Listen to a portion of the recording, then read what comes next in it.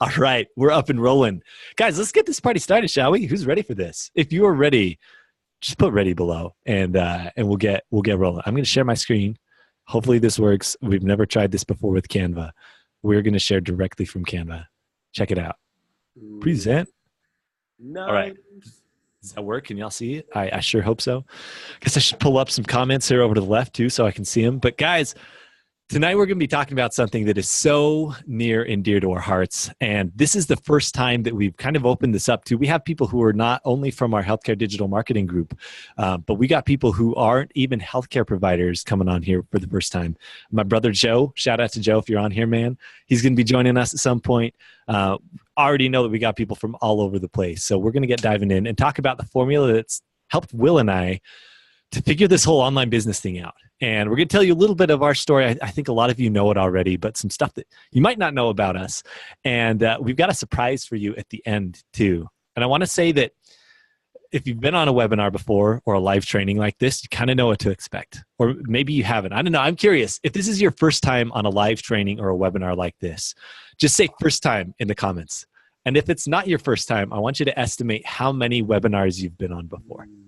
Man. I was thinking through it. I've been on a lot, but I want to hear how many, if this is first time for you or if you've been on like 10 million of them. Because the way tonight's going to work, I just want to kind of give you the rundown. We're going to talk briefly about who the heck we are and briefly share our story, but some of it that you haven't heard before. And how it is that we came to have an online business that's now providing for both of us. I've got a family, so it's providing for my family. It's providing for Will, which he's doing some really freaking cool stuff with. I hope he gets into it. And then we're going to talk about our formula for how we've scaled online businesses, both for ourselves and for clients that we've worked with. We're going to share some stories tonight of people that just inspire the heck out of me with what they've been able to do. All of them are healthcare providers. In fact, all the stories we're going to highlight tonight are of physical therapists who have done this or are doing this themselves. And then we're going to open up a little bit of the gauntlet and show you guys what we've been working on as a business. And we're not going to sell anything tonight. Just full transparency. We're not selling anything. We are going to offer people who want to work with us the opportunity to apply to see if they'd be a good fit, but we're not selling anything. So you can sit back and know that you're going to get a lot of value tonight. But also if you're like, oh my gosh, this is good stuff. I really feel like I want to do this and take it to the next level. Then there'll be an opportunity for that too, for those who are serious about it. But we just want to share how in the world we got to the point where 18 months ago, we didn't have a business. We had no business, no real business experience at all. Had maybe made a few dollars online up to that point, but really done nothing of note. And now we're at the point where we just crossed $250,000 in income, which shatters my brain. And we want to tell you how we've done that because we know that it's not been easy, and not everyone can do it that quickly. To be honest, we're amazed too. Like we're kind of shocked. We want to share how we've done that tonight. So Will, let's get things rolling, shall we? Let's do it. Let's do it. I'm so pumped. Laura says, I think that gives a lot of us hope that it is possible. We're going to talk about how it is so possible when you do the fundamentals right. And we can't, I think before we dive into this, it's something to say that you can never guarantee success, but you can at least say that there are things and methods and formulas and best practices that give you the best chance at having success. We're going to walk you through what we have learned to be the best way for ourselves to build this business. And Alex, like Alex said, 18 months ago, we had no business having a business. Like we were no one. We were both about to graduate school, and we're going to dive in here in just a sec. But Alex, what are we going to talk to people about today? All right. So you know us, if you've followed our stuff at all, we like to boil stuff down to simple formulas to follow. And while the formula that we're going to talk about is simple tonight in nature, we know that not everyone actually does it. And so we're going to tell you how to actually do what we've done. And the biggest thing in that is not making the mistakes that most online business owners make that we see, because we work with a lot of them and we see a lot of people with really good intentions, honestly, really good ideas, and that could really be helping people make a very specific mistake that over time gets them stuck they don't end up having an impact. They're not able to actually build a business around it. And ultimately they kind of flounder and fizzle out. We don't want that to happen to you. So we're going to share how to avoid that. And then even if you don't have an audience, even if no one knows your name, we want to tell you that you can do this. Now, if people do know your name and you have an audience, then you're going to see some strategies for how to scale that today. But this is what we're going to learn. Does this sound fair? By the way, as you have questions, we're going to do a big old Q&A at the end. And so any of these big questions that you have along the way, just put them here in the chat and we'll make sure to get to them all at the end. We'll try to answer stuff along the way as well, but we'll do a big full Q&A at the end. We've set aside time. If you don't know, I work in my kid's bedroom and I've told my 5-year-old that she has to go to sleep in my bed tonight. So I got the bedroom for the whole night, you guys. We're good. We're locked in. Laura, thank you for that. By the way, people say that they've been on a lot of webinars here. A couple people that say 1 or 2. Jeff says 25 plus. Kaylee says at least 30. Dean says too many. Laura says maybe 10. Number 2 for Savannah, 30 plus for Laura. That's impressive. And a bajillion for Cameron. So a bajillion and 1. Here we go, Cameron. So we kind of shared our story, right? Where 2 years ago we were just starting this off. You have to understand, Will and I are physical therapists, right? We are classically trained as technicians, as someone who has a very specific and often hands-on skill set that I completely missed the digital marketing course in physical therapy school. I don't know if I slept through that or if I just wasn't offered it as an elective or what, but I never got the digital marketing course. So I actually had to go out and find it. A lot of YouTube, I'll tell you what. And we were at this place where Will and I just both felt very angsty about being full-time clinicians for a lot of reasons. Will, I'd love for you to dive in just briefly to why that was for you. And on my end, I just really felt like I had something creative inside of me that had to come out. And I don't know if you've ever felt that push that, I've just got something more inside of me. I was talking with my brother Joe about this last week, how sometimes you just feel this pressure inside that what you're doing is not meeting the potential of what you could be in life. And I was feeling that big time throughout PT school. And then right after I was graduating, I remember studying for the MPTE, which is the PT exam, the board exam, answering questions, feeling like, oh my gosh, what did I just do? I spent 3 years and lots of money to learn these manual skills, which are honestly very valuable. But holy cow, I want to run an online business. What am I doing with my life? And I honestly felt really guilty that I had gone to all this effort to learn something that I now wasn't feeling fulfilled in. And I've actually, over the past couple of years, really learned to get over that by feeling that the things that I learned previously have prepared me very specifically for what I'm doing right now. And I think that'll become clear tonight as we go through this. But that's a little bit about me. Will, you've got such a cool story, dude. I don't know if it's cool. I think it's really similar. I think it's so similar that so many people are facing right now in healthcare professions, really corporate world in general. I got really lucky as a PT student. My first clinical rotation was in a private practice. And my CI at the time, who was the owner of the private practice, said, hey, do you want to learn actual business? Do you want to learn how to run a practice?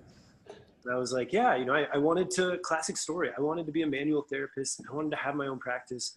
I saw it as the entrepreneurial way within the system to kind of live this life that I wanted. And I'll never forget spending almost all of my days either not seeing someone and trying to go connect with people in the community to market, in particular doctors too, and or it was grinding, staying there, getting there at 7:30 in the morning, staying till 8:30 at night. And I watched this person, my CI, and they had 2 little kids, and they weren't home very often because they were trying to run the business from 7 to 8:30. And I totally get it. Like when you own a business, right, it consumes your life in a lot of ways. It's very much its own thing. But I saw myself, I remember a conversation with him where I asked him about, I don't remember what I asked him, but I remember him telling me that he actually pays his employee more than he pays himself at this point in time. Like his PT that was on staff more than he made.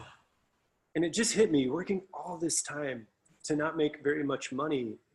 And, you know, I was looking at it and thinking, wait, this was supposed to be my way out. This was supposed to be my way to financial freedom, to get the freedom that I want. And this wasn't a cash practice, it was insurance-based practice. And we could sit here and go, well, maybe it wasn't run very well. You know, I'm not the person to know if that's the case or not. But what I did see was, I don't want to work that long on something that doesn't yield results to get me ultimately what I want. And if you've ever listened to me or to my story, that's what really sparked me starting the Nobody's podcast, which was a podcast that talked to new grads, to PTs, to clinicians, people who I really looked up to and wanted to learn from. And over again, I just kept hearing about how people were coming out of school with ridiculous student loan debt and financially weren't finding a way to get back out of it. And for me, money is something I've never really looked at positively, not because I grew up in a middle-class family, upper middle class probably, and it's not that money was a thing that we resented or didn't have, but I just didn't like the idea of being tied to my life, being dictated by money. And I remember sitting there thinking, like, I got to figure something out, right? I'm talking to all these people, everyone's discontent. And I remember distinctly asking one of my, not a CI, but a PT at the time. And I said, hey, you are amazing at what you do. He was one of the best physical therapists I ever saw, like ever worked with, ever trained with. And he was close to my age. And so I asked him, I felt comfortable and asked him, hey, how much do you make? And he told me he made, I think it was like $65,000 or $70,000. And I was like, wow, like, that's what a really great PT gets paid. And then that's when I started to learn that it didn't matter how good he was, it mattered how many people he saw within the system. That's what dictated how much he got paid. And I thought, well, that's kind of weird. Shouldn't you get paid more for being better at what you do? And in the current model that he was in, that I was seeing, that I was being bred to go into was, hey, it doesn't matter how good you are, you get paid on how many people you see. And I thought, well, that's not what I want to do. I don't want to expand my time to increase my money. Why would I? Like, to me, it was just crazy. Like, why can't I get paid more per hour if I'm better at what I do? And the framework didn't exist. And it really hit me hard. And I started to ask these questions, and I would ask them to people around me. And people just said, yeah, that's the way it is. Or go look at a cash practice. Go look at something like this. And then I'd go meet people who were running cash practices, and the cost of the startup and the grind in the beginning of all that it took. And, all of that came to me was, I started to find little holes that people had, which was, if you could help me bring more business, I'll pay you for that. And that's where I discovered the world of the internet, of being online, of leveraging social media. It started with a podcast, right? If you've ever felt trapped, if you've ever felt financially trapped by being in healthcare or in a corporate job, just comment trapped right now. Just comment trap if you've ever felt the trap, that you just feel like there's no way to break through an income barrier, an income ceiling, given the circumstances that you're in healthcare. If you've ever felt that, just comment trap. And I'm going to tell you real quick, the last thing, why it's so important to me. I recently did a live video I hadn't shared with many people. I've been afraid of flying for the last decade. I've traveled all over the world when I was younger. My dad was in the Army. We moved everywhere. I have been deathly afraid of flying for over a decade. And during this time, I traveled some, I'd gone places. But honestly, I started to think differently when I realized that my only way of maybe flying again would be to one day potentially own a plane so I could fly myself places. That's a real thought. This is not, it sounds silly, but it really made me think, how am I ever going to get to a place financially to do that? And I really thought, well, I need to take private flying lessons. I thought, how the hell am I ever going to have time to do that if I'm in a clinic from 7:30 to 5:30 every day? I'm never going to have time to do that. I'm never going to have time to learn this, to overcome a fear that's keeping me from getting to places that I want to go and conquering fears that I need to conquer. And so I started to think, well, if that's the case, and that's what's really important to me in my life, is to spend it around the people that I want to spend it around. to do the things that I really want to do. How am I going to do that if I'm in the same place 7:30 to 6:30, Monday through Friday, barely making enough to pay my student loan bills back, nonetheless to pay for private flying lessons? And way even harder to even imagine owning one day a plane. And I've got news for you. I don't own a plane. I'm nowhere near close to owning a plane. But it did free me up. What we've been able to do with our business is free me up that I have been able to go take flying lessons. And I've flown on a Tuesday to Baltimore from Pittsburgh. I couldn't have done that on a Tuesday if I worked for someone else in a clinic and I depended on where I was, geography, in terms of location, geography. If you feel like there are things that you want to accomplish in your life that are made much harder because you are stuck in a place where you have to show up and someone dictates your time and dictates your income potential, just comment me. And I talk about this, and I know it's supposed to be a webinar, we're going to teach, and we're going to teach a lot. But I'm telling you, this greatly shook my foundation of who I am when I realized that I had to find a way out if I was going to live the life that I wanted to live. It doesn't mean that you can't do this working as a clinical PT or in a healthcare job. I just realized the things that I needed to do for myself, for my health, for my well-being, I had to create a new system for myself.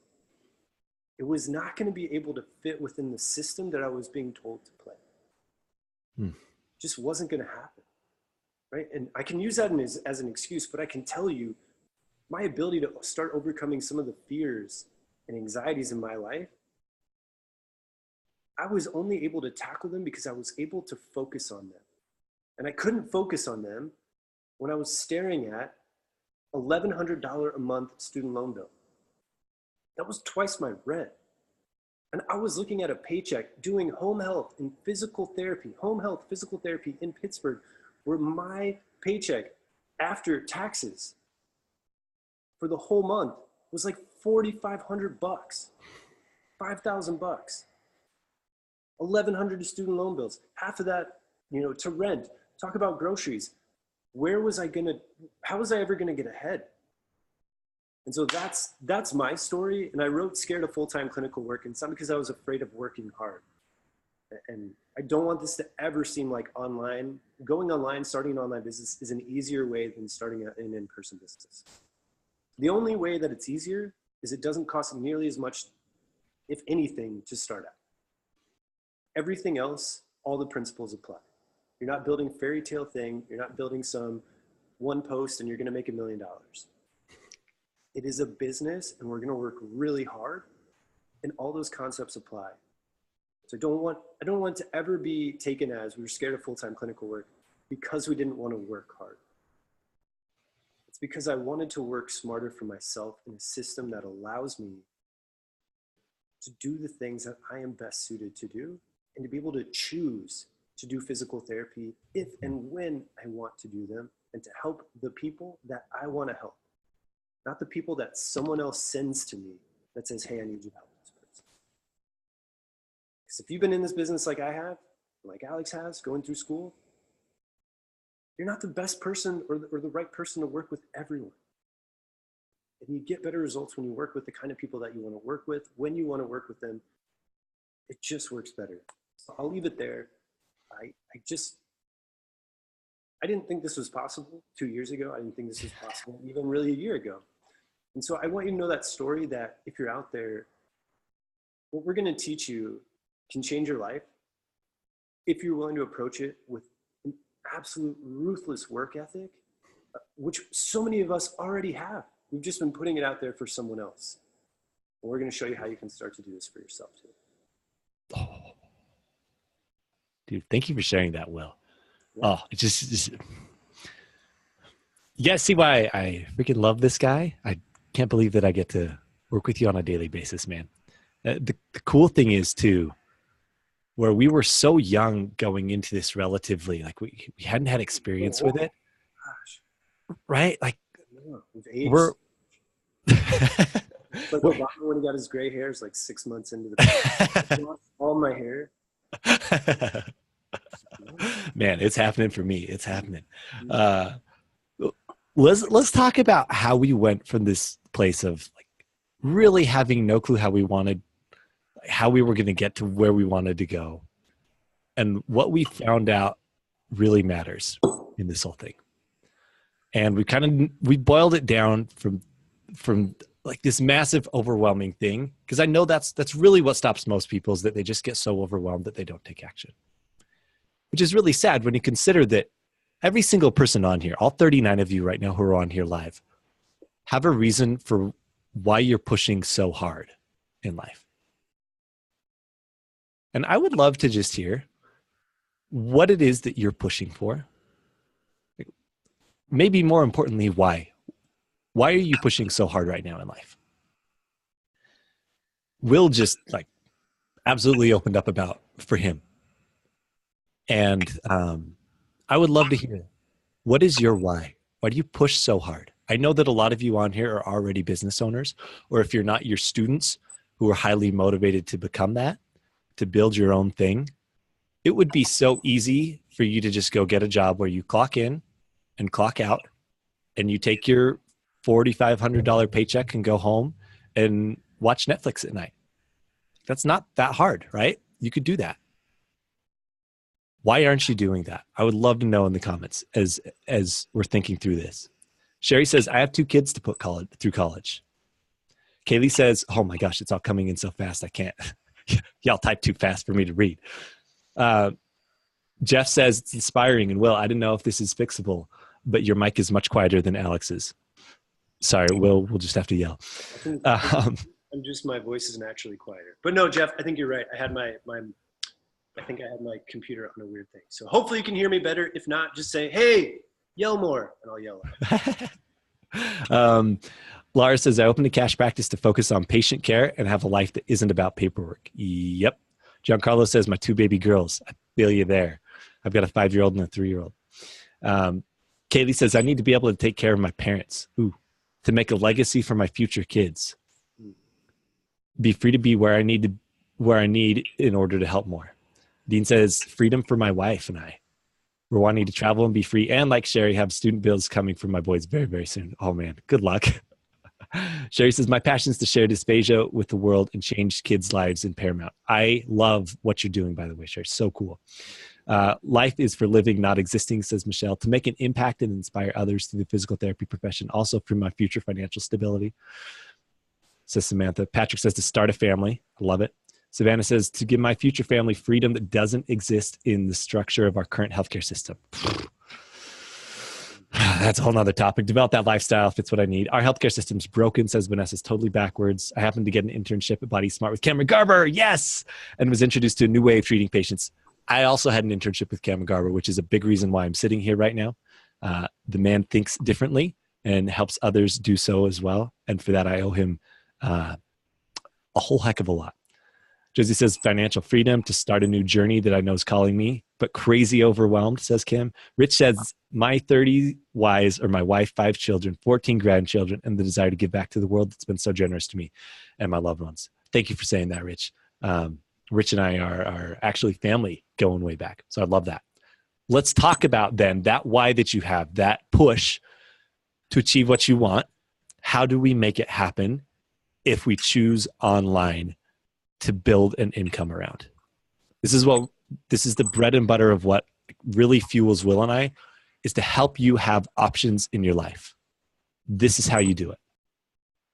The first thing to know is that you got to be ready here to take some notes. Okay. Like seriously, this is time to, if you're going to sit here and spend time on a webinar, which you already have, I want you to get the most out of this. And if you interact, answer questions, but B, actually take notes about what stands out to you, this is going to be far more impactful. So I just want to really encourage you, whether this is on your computer or on your phone or a piece of scratch paper, sticky notes. I take lots of notes on sticky notes, but then it helps me to organize my thoughts. So if you want to avoid overwhelm and get clarity over the next little bit, take some notes, okay?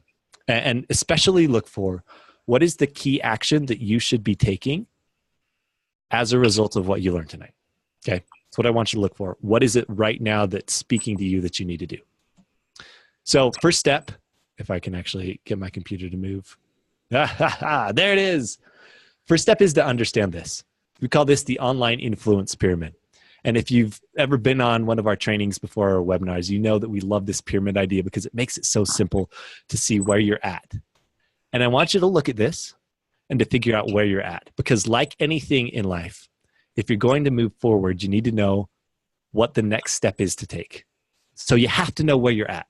This is how we think about online business. Now as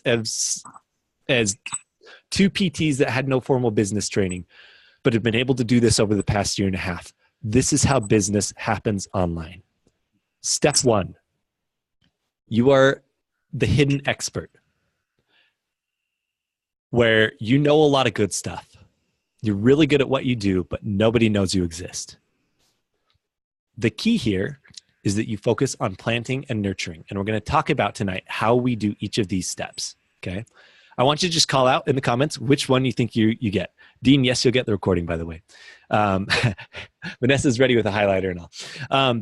I want you to call out which one do you think you are?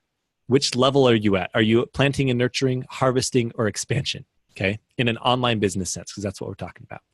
Let's dive into this real quick. So yeah. What we mean by that is if you are, so we've got our 3 levels here. At the very bottom of the online influence pyramid is that you have something incredible to offer, but no one knows that you exist. Or maybe you know that you have an expertise, but no one's able to see you online or even in your community. That's what we call the hidden expert. Someone who has something amazing to offer. If you are in healthcare, if you are a physical therapist, an OT, a speech therapist, you are an expert. I don't care what anyone tells you, you have gone to school and learned more than 99.9% of the entire world in your area. Does that mean you are the best of the best of the best? It doesn't matter. You are an expert at what you've studied. But if no one knows that you exist, we call you a hidden expert. Then you have what we call the gold mine. And the gold mine is a place where people know you, they see you, and you know that people see you, but you don't know how to exchange value with them. You don't know how it actually can go from this, hey, this is fun, I have all these people follow me, to, hey, I actually am creating like a business around this. I could actually exchange money around this. I have an idea, I have people who follow me, I don't know how to make an actual monetary transaction with this. And then lastly, in the expansion phase, or the golden farm, is where you're actually ready to plant. So instead of just mining out, right? Like a mine, you can't plant back into a mine. You can only take out, right? But a farm, you can cultivate. You can grow seeds. You can grow flowers that bloom seeds, and you can grow and grow and grow and grow. And that's where we look at having marketing systems in place where you're already monetizing the online influence that you have. So let us know where you're at. So Laura says she's at the gold mine. And I'm going to tell probably most people that you would be surprised if you're at the gold mine or not. And I'm just going to throw it out there. And we're going to walk through why that is. We're going to walk through why that is. Tom DeLonzo Baker's on here. He is in the golden farm, man. That guy has been crushing it for a long time, doing myofascial release stuff. Tom, you've never had the chance to speak, man, but you are doing amazing stuff. Laura says on the border of plant and harvest. We're going to go through this and how you can actually tell where you are at on this pyramid. Because I'm going to be honest, what a lot of people are putting in the chat right now is what we're going to talk about as the #1 mistake that most online business owners make. Yep. This is really important because if you understand this, you could be successful in business far quicker than if you misdiagnose where you are at right now. And as healthcare providers, primarily, who are on here, you're really good at diagnosing other people. We're going to help you self-diagnose tonight with where you're at and give you a prescription for what to do next, if that's fair. Step 1. Let's talk about those who are at step 1, which I'm going to say is probably at least 33 of the 39 people on here, I would bet. Close to 90% of people are actually in plant and nurture phase. You may think that you're further ahead, and we're going to show you how to avoid this pitfall. Here's what I want to, this story is so good. Will, you can tell it better than me. We're going to talk about what's the #1 mistake that people make, especially when you're trying to build an online business and you come into it feeling like the expert. Yep. And then this happens. Will, take it away.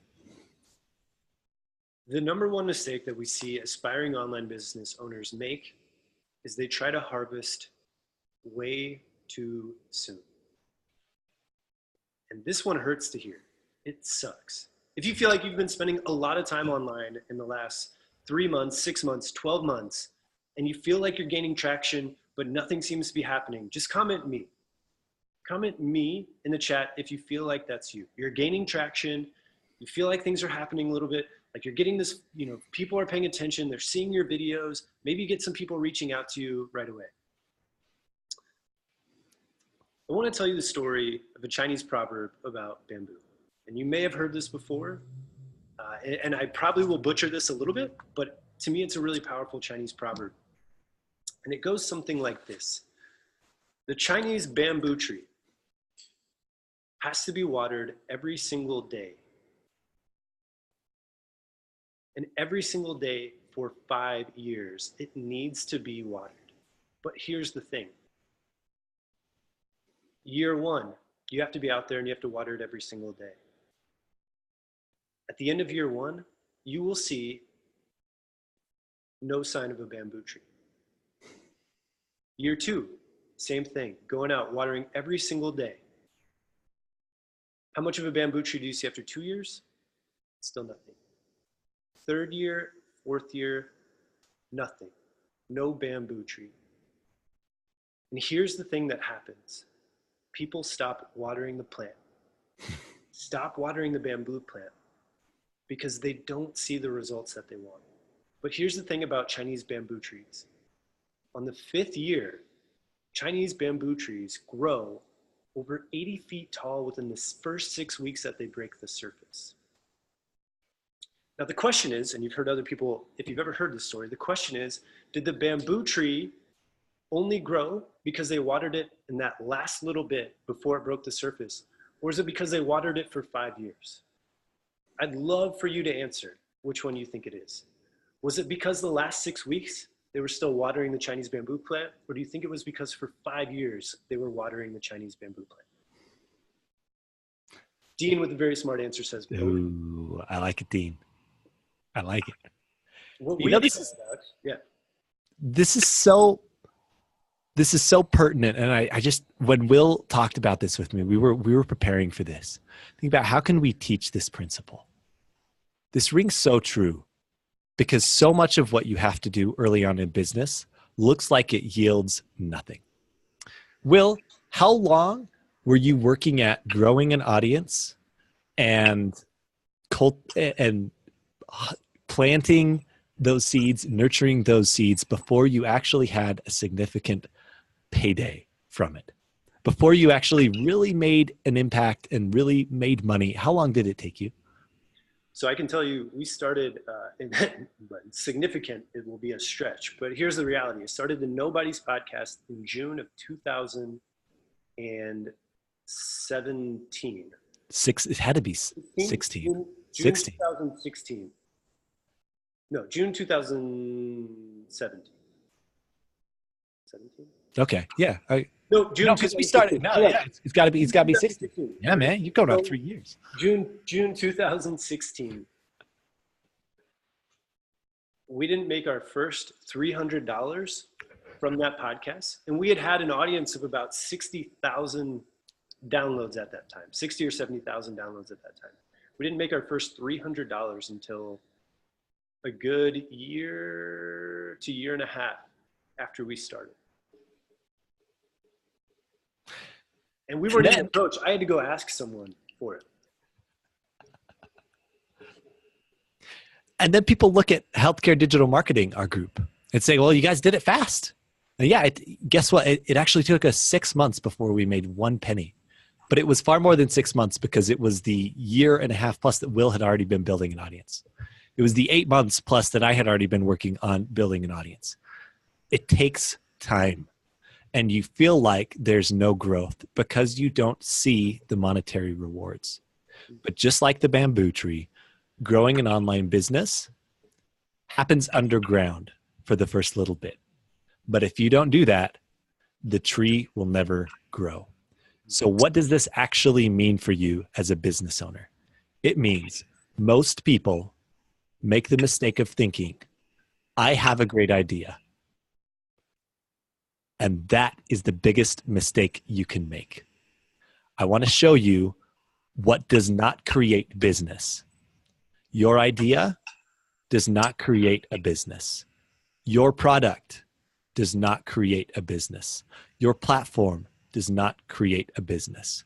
What creates income and thus a legitimate business is the people that can pay you for your idea, for your product that you deliver through your platform. But it is the people that you have to focus on. And growing a following of engaged people, AKA a community, is what builds an online business. So for everyone right now that feels like they have a great idea, I want you to picture that idea in your head. And if no one has paid you for that idea yet, here's what I want you to do. I want you to put it into a nice box and mentally put it into the corner of your mental closet behind all the clothes and label it great idea to explore someday and put it back in the very recesses of your brain, because right now what matters is you interacting with, engaging with, building trust with people. And the biggest mistake we see people make is saying, Alex, Will, I love what you guys are doing. It's really inspired the heck out of me. And it's so cool to see what you've done. I've got this idea. I think I can help people do this. And, I've even got a couple people following me, and I really want to do this thing. I've been putting out, I've been doing videos like you guys say for a while. And, I've just got this product. I've got this course. I've got this idea that I think is so good. It's what I just feel like people need it so badly. They need it so badly. And we say, that's awesome. Who told you to make that thing? I said, well, nobody told me to make it, but I think I just see a gap in the market. It's a great idea. Awesome. Who's going to buy it? Well, I've got some friends. I've got some people following me on my videos. Awesome. When those 8 people buy it, who's going to buy it after that? You got to do the thought experiment. Take that thought down the road. Most of us as online business owners early on, and I include myself in this because I did this too, say, hey, I'm going to go make some money.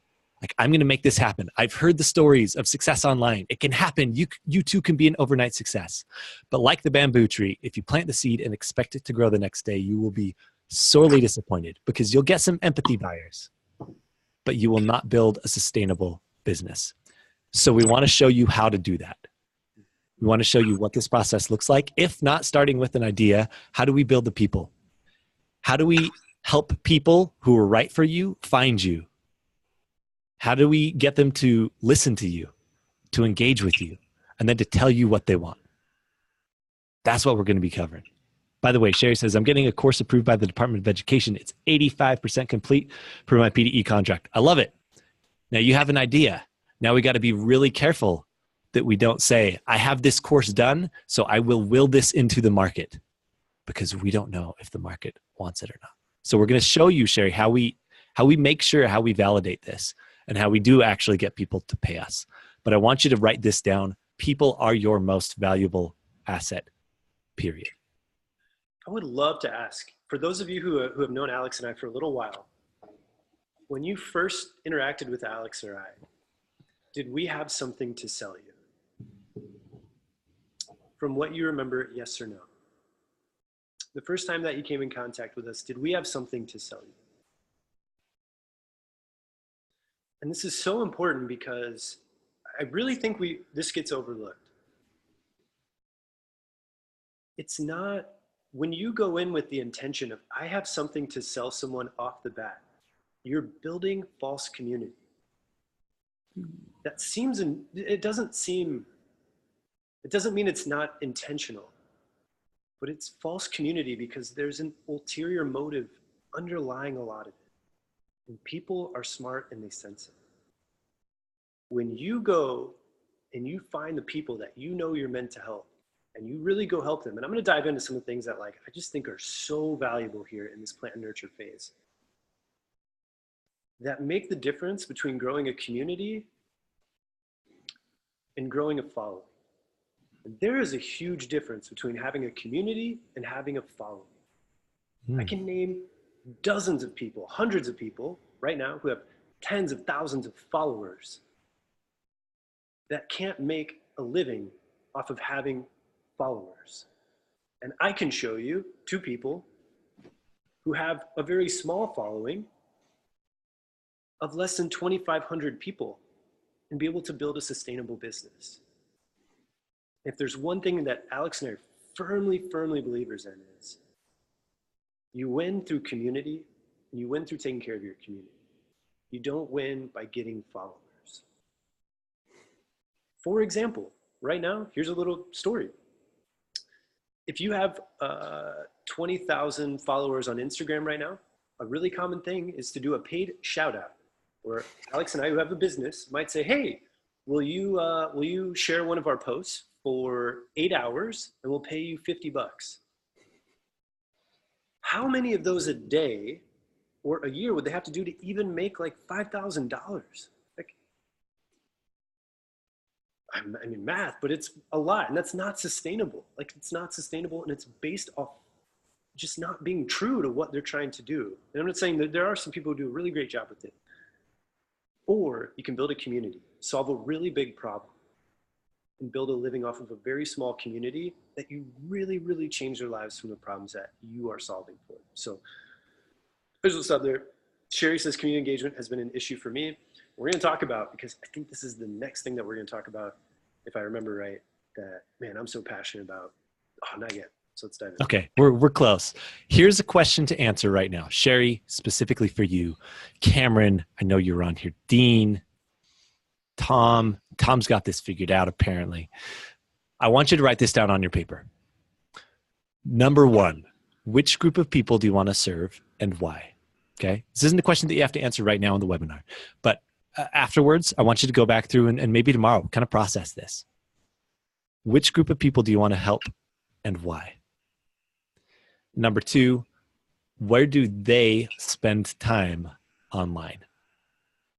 What platforms are they on? A lot of people, for a lot of you, the answer will be Facebook. That your people spend time on Facebook. Unless you're serving teenagers, a lot of people are on there. A lot of people are on Instagram. A lot of people are on YouTube. People read blogs. A lot of podcast listeners. Where are they? This is the very first step to figuring out how you should run your business. And a lot of people don't even think about this. It's so funny to me, like, hey, I'm going to do this thing. And I kind of have a vision of who it is that I'm sort of helping. But like, okay, who do you want to serve and why? And where do they hang out already? Then that's where we go find them. Anything else you want to say on this, Will, before we move on? Yeah, I think, so Sherry said something really interesting, that teachers are on LinkedIn. Here's the thing that we're going to really hammer into. Where people show up isn't where people engage. Ooh. And it's all about, where do you channel communication? We're going to talk about that real quick. That where people exist, show up, is not where they engage. And that's huge to know. All right. Then we get to this. This is an introspective question. And most of the people who struggle early on really struggle with this. To be honest, all of us have. All of us have. Are you willing to put yourself out there and be the passionate leader for your community that you want to build? Are you willing to do it? And the quick and easy answer is, well, yeah, of course I'm willing to do it. But are you really? For example, one of the things that we teach is that you should be going all in. If your audience is on Facebook, you should be going all in on your personal Facebook profile to start building a community of people.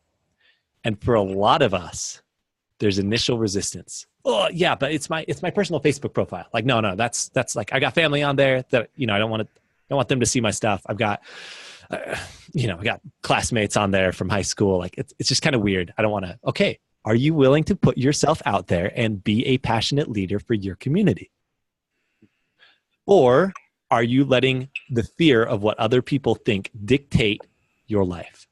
Are you saying, as I put myself out there, other clinicians are going to start to rip me apart? We hear that all the time. Now I get it. I get that in healthcare, we rip each other apart. It's going to happen. Are you willing to put yourself out there and be a passionate leader for your community of people? Yes or no? If you are, even if you have an inkling of wanting to do this, then let's look at the strategy for how to do this. Because this is like, you got to get over this internal barrier. Because if this is what holds you back, there's a lot of things that could hold you back. And some of them I'm okay with because they're overcomable. This one, you have to just choose that you don't care what people think because your why for what you want to build is stronger than the fear. That's why we asked that question at the beginning. What is your why for wanting to do this? Great. Multiple of you said, hey, I need to support my family. Hey, I need to be by my parents. Hey, I need to put my kids through college. Great. Is it more important to you to put your kids through college and to give them the college experience that you know that they need? Or is it more important to you to be by your parents so that you can take care of them when they get sick and are unable to take care of themselves? Or is it more important to you what some other clinician online thinks? Which is more important? Priorities, guys, priorities. So if you're willing to do it, here's what we need to do.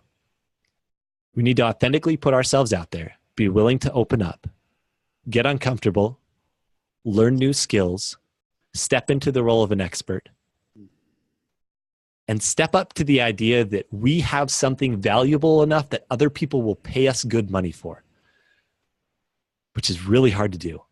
I get it. So here's how we planned. You got to attract people through content. Content alone is not a business. A lot of people say, I'm building a business, I'm putting out content. Great. Content alone is not enough, but you have to do it. You absolutely have to put out content. You have to put in the time to make it. You got to put in the time to plan it. You have to talk about the right things, and you have to test and be willing to have things flop. We just got a message from one of our clients, and if I read it right, he said, wow, this one didn't get nearly as much engagement as I thought. And it didn't. But the dude still shows up. And you've got to be willing to put stuff out there, even if it flops, learn from it, and put something different out there. You got to attract people to your world through content.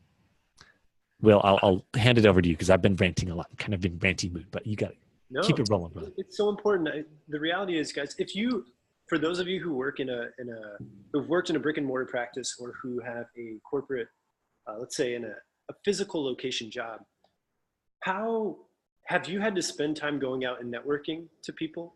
Just say yes or no if you've ever had to go out and go network, right? Whether that's workshops or go to community events, get out there, right? The word content these days is just another way of exposing yourself. If you don't go to those networking events, you don't build relationships with people. Content is building relationships. Now, the biggest thing that I see, and really it's going to come in nurture, and we're going to talk about this, is too many people are planting and not nurturing. And by that, I mean, you're putting out content, wanting people to engage on your content, but you're not willing to go engage with them and be their biggest cheerleader. We're going to talk about really what's been the foundation of Alex and I's business here in a slide or two. But let's go over some key things. One, you have to know the platform that your audience spends time on. Facebook, Instagram, YouTube, blogs, podcasts, whatever it is, they are not fun playgrounds for kids. They're legitimate channels of media. And if you want to have success, you have to understand the platform on which you're playing. They are businesses and they have rules. They are businesses and they have guidelines. They are businesses and they're there to exist for a reason, to have your attention, to make money. They're not there to serve you and I so we can have free advertising. I hate to break it to us. We got really lucky for like a decade. They pretty much existed that way. But we can't be, if I were to say, hey, you want to be really good at, manipulations, right? You can't just go to one Con Ed course and go, yep, got it. I think I get it. Let's do it. Let's go in. Yep, I got it, right? No, you have to put in reps every day to understand just that one facet of your job. One facet of your job. Imagine if you didn't even understand the workplace in which you were there to provide the technical skill which you do, which is physical therapy. You have to be serious about the platform that you're using. If it's YouTube, you have to understand YouTube SEO. If it's Instagram, you have to understand how the actual world of Instagram works. And these aren't just, oh, I don't want to spend time on Instagram. There's a reason why the biggest companies in the world put money into media. If you ever listen to Gary Vaynerchuk right now, whether for good or bad, he has said it, and I truly believe it now. In today's world, you are a media company who happens to provide a service. And if we don't approach it that way, and you don't understand the channel that you're distributing media through, which is no different than being in-person media at networking events, we really are fighting an uphill battle. And I really want to get that through. Like, how many of you feel like you truly master and understand the platform that you are using, that you want to attract your audience? How many of you feel like you have studied the ins and outs of the platform that you are using? Do you feel like you are spending an hour to 3 hours a week learning from people who are mastering these media channels? Say yes or no. I think this is the same difference. Heck no, not even close. This is the difference, guys, between kind of knowing manipulations and being amazing at it to get people the results that they want. It is no different. And if you're going to be serious about it, be serious about it.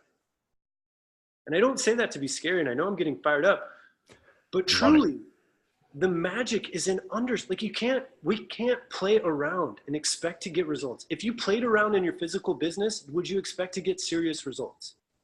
And I'm dead serious when I ask that. If you played around with your physical business, do you think you would get serious results? And here's the thing, spending time somewhere does not equal mastery. Are you focused and learning and studying, or are you spending time? There's a difference between spending time and mastery. And you need to be mastering. Every single one of these channels that exists, blogs, podcasts, Instagram, Facebook, could build an entire business and life for yourself. And I'm not kidding. No. Alex and I have a group of 2,000 people and have built a life around it. But we took it serious in understanding this platform and how it worked. We don't write comment me because we think it's cute. It's because we understand the game that Facebook plays that pushes it back up into people's feeds. So more and more people see it. So more and more people engage. And more people are aware of what we do. And I encourage you to master where you play. Because if you don't, you will never get serious results. I want to take you back to the thing that you wrote in the comments about 20 minutes ago about why. Why are you doing this? Because this stuff is hard. We get it. But guess what? I wanted the freedom that an online business would allow me enough to work through the hard crap because I knew at the end of the road what it was that I wanted. And yes, it's hard. And yes, I have to spend a lot of time on my phone. And do I love it every second? No, I don't. Do I love sending tons of messages and responding to tons of comments every day? Some days I don't. Some days I do. Sure. But guess what? It's hard. It is. Will, I love that guidance though. You have to take this seriously. I'm sorry, but we see so many people treating this like a game. This could be your livelihood. And if it's not right now, it's probably because you haven't been treating it seriously enough, or you just haven't been at it long enough, one of the two. But if you've been at it for at least 6 months and it's not really close to bringing you some income with a clear path to doing that, and you see exactly how it's going to happen, you're just not treating this seriously enough. This is business. Online business is not just like, oh, fun, I try stuff out. No, like, it's work, guys. It's work. But we want to show you some of the ways that you can do the right work. Oh, I have to say one thing. Please. If you look at the work that I look at, my great-great-grandfather lived in Kentucky somewhere and I think he was a fur pelt seller, right? He'd sell fur pelts. You want to talk about like work and take things seriously. he was limited. And why we have no excuse not to take this seriously is he would go have to hunt, these beavers, defer them. Now, for animal rights, including myself, not a big fan of it, of hurting animals, but that's probably what he did to survive. He would have to go travel to a marketplace that had competition to serve probably 200 total people. 200 total people that he could walk to potentially sell it to. You guys, right here, right now, I could go find them. I could build an audience of 500 people right now if I just hit follow enough times on Instagram, or I just hit add friend enough on Facebook, and I can start conversations with those people. And guess what? I can even go look at the ones who say, I like beaver pelts, or I like fur coats. I could go find them. Do you know what my great-great-grandfather would give up to have that opportunity? Because I didn't, and if I don't think I could look at him and go, hey, I couldn't make it work. Like, times are hard, because it just would have been too much work. I would get slapped upside the head for that kind of comment. The opportunity, I just really want to make that clear. The opportunity in front of every single one of us right now, if you're willing to overcome some of the insecurities on the inside, the world is literally yours for the taking. But you have to be able to see that and have perspective of what's there and what's in front of you and the opportunity. You can start a business with someone in China tomorrow. Alex Lee, who just was in my podcasting course, I have never met him. He's in Malaysia, and we talk now every week about podcasting. How on earth is that possible? He paid me $150, and I've never met him. I'm telling you, the opportunities are there. And we'll dive into steps 2 and 3. They're not as important. Except number 3 is a huge one that we have to keep going when you don't have instant success, because it's the bamboo. It's the bamboo. Hashtag it's the bamboo. Here's how to nurture people. We plant. We just talked about that. We create content. We look at our content. We see how people respond to it. We adjust accordingly. How do you nurture? Will said something really important. You have to engage with people. You But can't Alex, just put up. But Alex, what if I'm making videos every day? Shouldn't money come to me? Money should just come. To me? Guess what? I don't want to have to talk to anyone, though. I don't want to talk to anyone. We wouldn't want to have to talk to anyone to extract money out of them. No. We don't want that. You got to build trust with people. You have to be a real human, because the internet does not free you from being a regular human. So here's what we really recommend. You should choose one channel to start where you get really, really good at it. Can you have an Instagram and a Facebook and a YouTube channel? Sure. But it's going to be really hard to get really good at all 3 of them at the same time. And early on, just like Will said, you don't need to. There are people with really profitable businesses that are only on YouTube. There are people with really profitable businesses only on Facebook. There are people with really profitable businesses that are only on Instagram. The platform is not as important as the mastery. So master it. Move people there. For us, we've mastered Facebook. We've gotten really freaking good at it. Really good. To where we can have 2,500 people that are creating a full-time income for 2 people and still paying the darn taxes.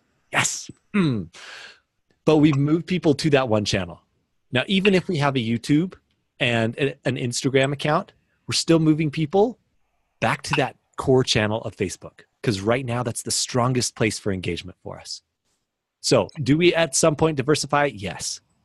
But we have to control the communication. That's why it's so important that we ultimately build an email list. Because someday if Facebook hoses us all, and they could snap their fingers and do away with healthcare digital marketing. We know that. But we built an email list. We can reach out to people. We engage with them. Sometimes we suck at sending emails for a while. We get it. But then we pick ourselves back up and say, dang it, I'll write the darn email. And it's actually not that hard. It's really not as hard as you think. Step 2, ask for the darn engagement. Most people do not do this. This is why so many of you have poor engagement. I'm just going to say it right now. Because you're not asking the right kinds of questions in the right way, in a way that people care about. Most of you are asking questions that you care about. You're not asking questions that your audience cares about. So ask what they care about. Biggest hack for engagement. Ask people what they care about. Talk to them about things they care about. Deliver content they care about. And if you don't know what they care about, deliver the content, measure results. If you're not getting lots of engagement, we got to start shifting a little bit. Can I provide one hack here? Yes, please. One little nugget hack that I love. If you're out there, just comment. Okay, number one, I want you to write in the comments, what's your one platform right now? What's your one channel? What's your one platform right now? Is it Facebook? Is it Instagram? Is it YouTube? Is it podcasting? Is it blogs? Pat says Facebook. Laura says Facebook. What is your one channel? Sam says Instagram. Jen says Facebook. Instagram. Emails. Awesome. I love it.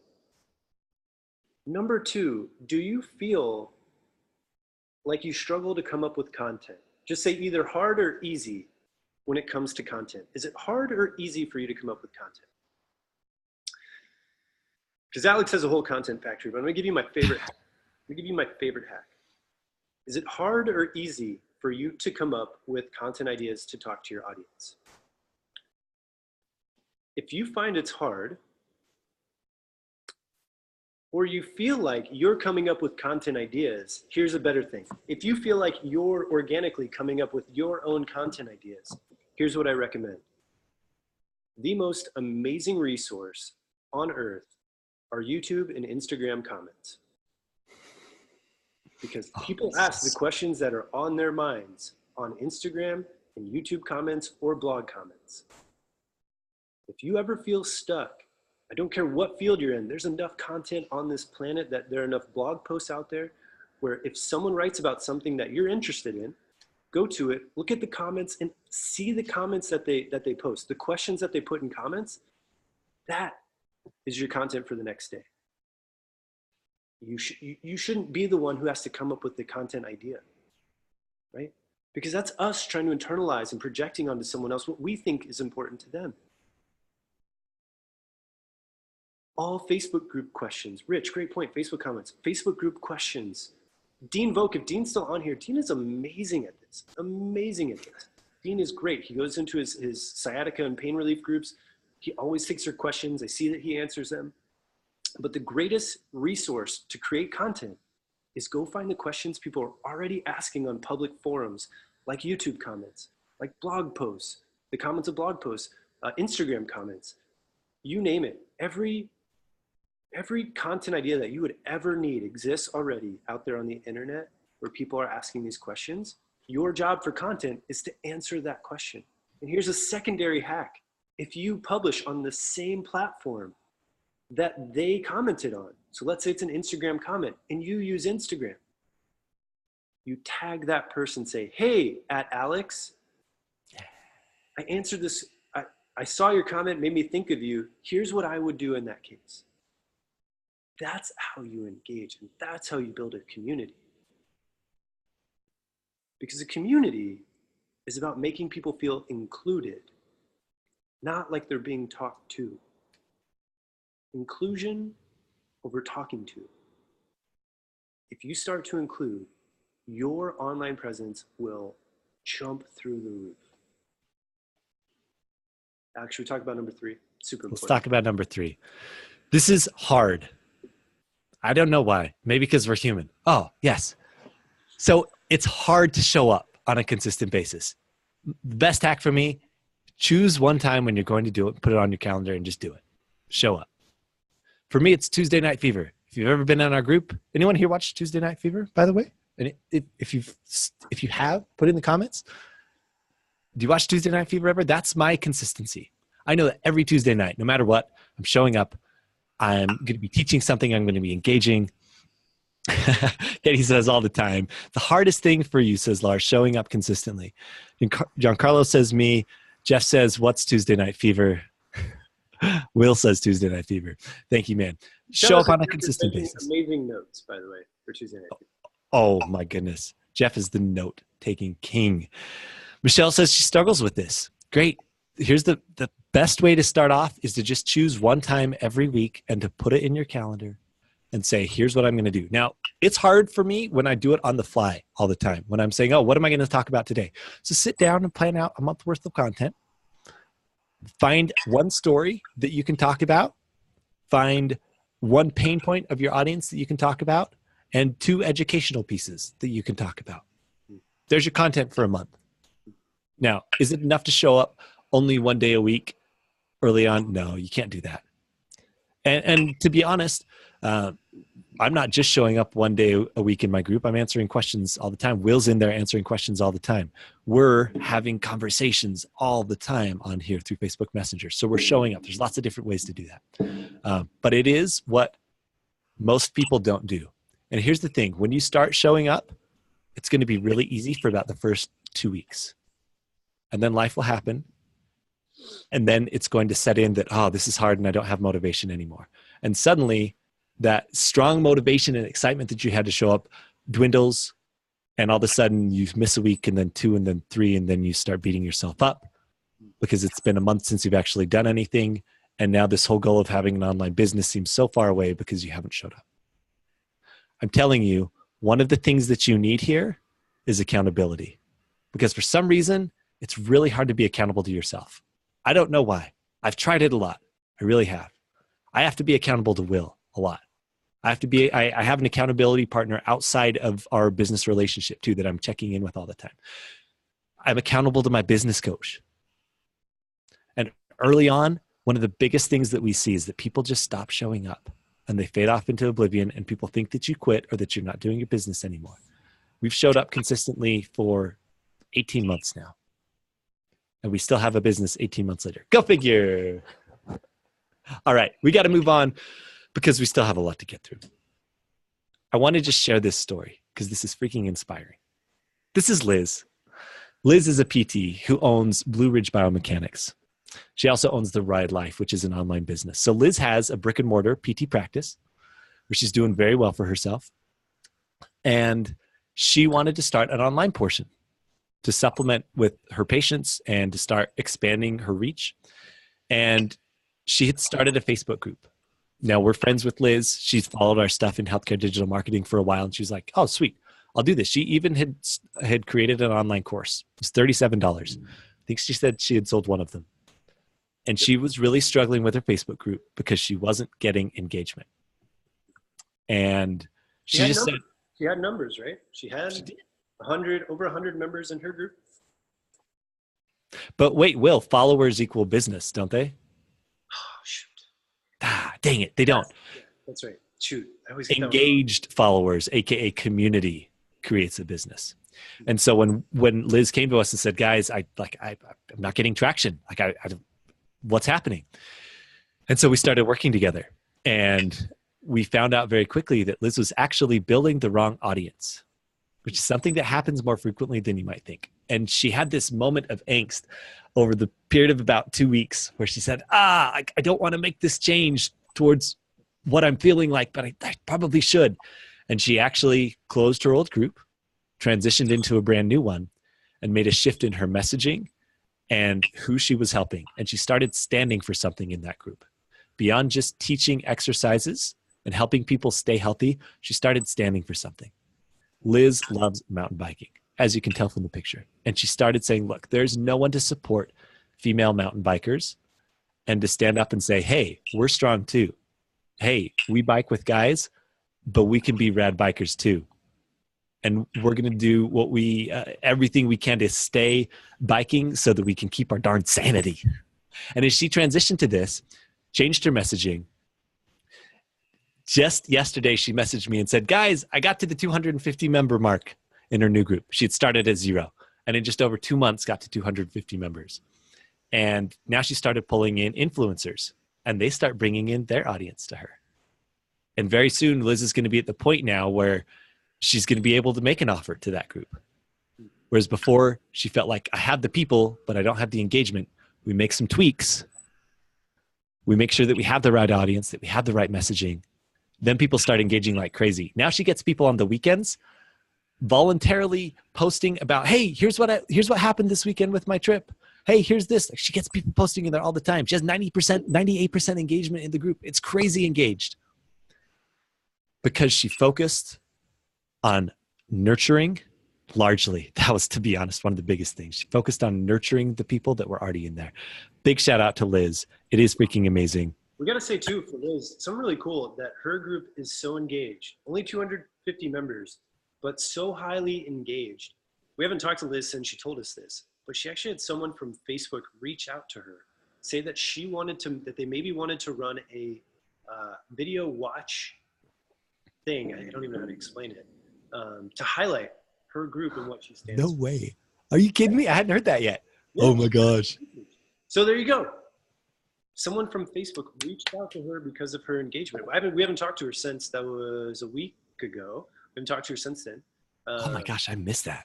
That's amazing. Yeah, someone from Facebook reached out to her, which was amazing. She had an interview. She got to meet with them, talk with them. I don't know how it went, but just goes to show because her engagement was so high. Now wait, Will, she's totally ready to just turn this into a business right this second, right? And monetize, right? She's 2 months in, she's got the engagement, she's ready, right? Like right this second. Now she's going to have $1 million business.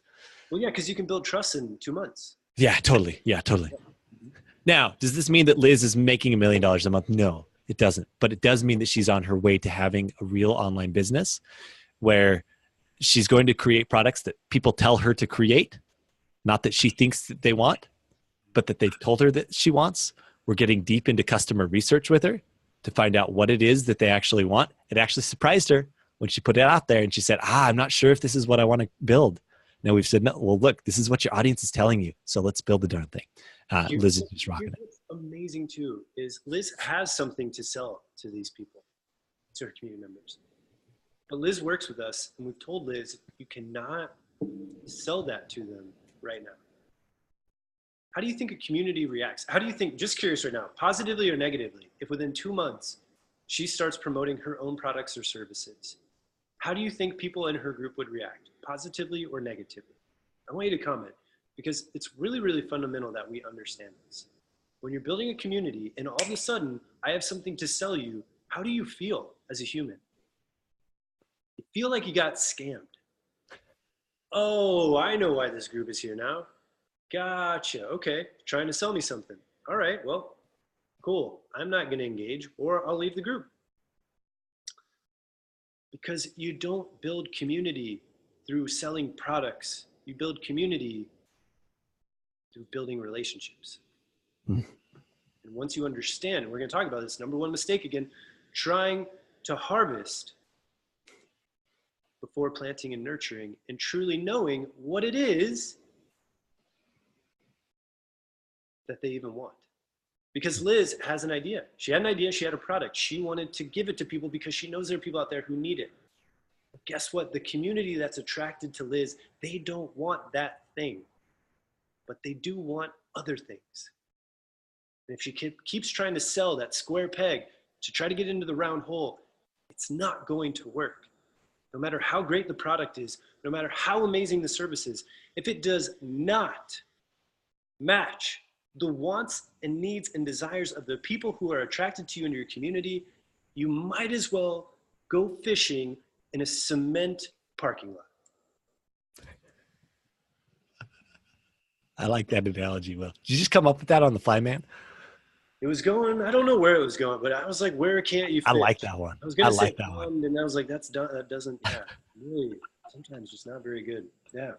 Dean says he gets new people all the time in his Facebook group that say he's a scammer. The haters, man, the haters. We can talk about how you turn that into a business, Dean. Body Smart, aka Cameron, says, love that idea. Why not sell a relationship? Ooh, Cameron's moving into the online dating space. No, just kidding. I'm trying to sell relationships with my monthly payment programs. I love it. Liz is killing it. If you're someone who is like her, feeling like, I don't know how to do this, it's scary, or I've been doing this and it's not working, I'm here to tell you, and Liz could be here to tell you, that it's not the fact that the thing doesn't work. What we're teaching works. When you do it right, you apply the principles that we just covered in planting and nurturing, and we make sure that your messaging is matching the audience that you're actually going after. Step 2, who's ready to harvest? this is the thing that everyone's like, guys, I'm ready for this right now. I'm ready to harvest. I'm curious, who feels like they're truly ready to harvest? Just say harvest. The people who were sort of on the second stage where you're like, all right, sweet. I've got the engaged audience. They're telling me what they want. I know that they've got this. Heck, maybe I've even sold a couple of them. I am ready to harvest. How do I create the offer? How do I make money from this? Sherry says harvest. Dean says harvest. Let's talk about how we harvest. This is so key. The products and services that you create should solve problems your audience wants solved. And delivered through means your audience wants them delivered. Notice we did not say products and services should be created to solve the problems your audience needs solved. This one hurts as physical therapists who know what people need, but also understand the principle that we need to sell people what they want. Because the evidence, Alex, the evidence, I get the evidence.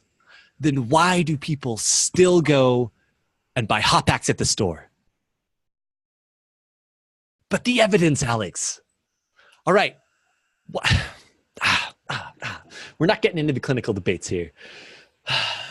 But we have to focus on what people want. Will, anything else here before we move to the next slide? This is an important one. The follow-up slide is... I thought you were going to go on an evidence-based rant. No, I'm not going to go on an evidence-based rant. I'm closing my mouth right now on the evidence-based rant. No, I think the biggest thing here, though, is what I see of one of the biggest mistakes is not being willing to shift to deliver the solution through the methods that people want. Yeah.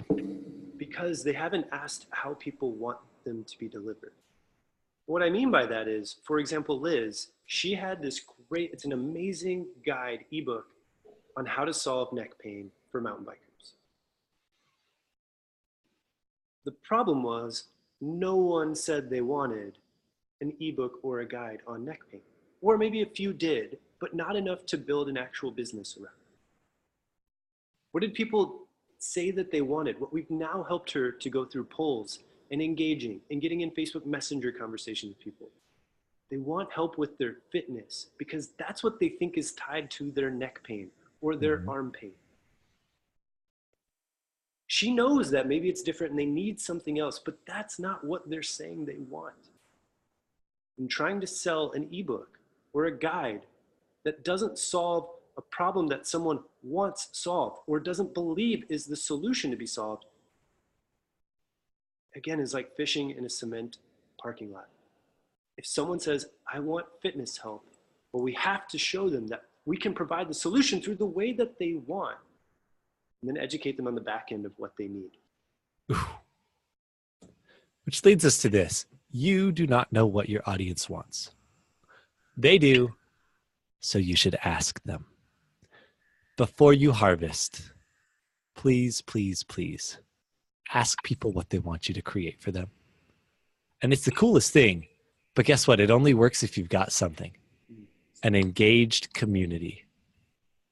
Something really powerful here, and I just think this is really pertinent to everyone, including myself at times. The infamous post or video where we educate someone on something and we say, if this is bothering you, I want you to tell me below. Comment, shoot me a comment for that, right? I gotta ask you, when you see someone that you don't really know that well, who makes a video similar to that, how likely are you to comment on that?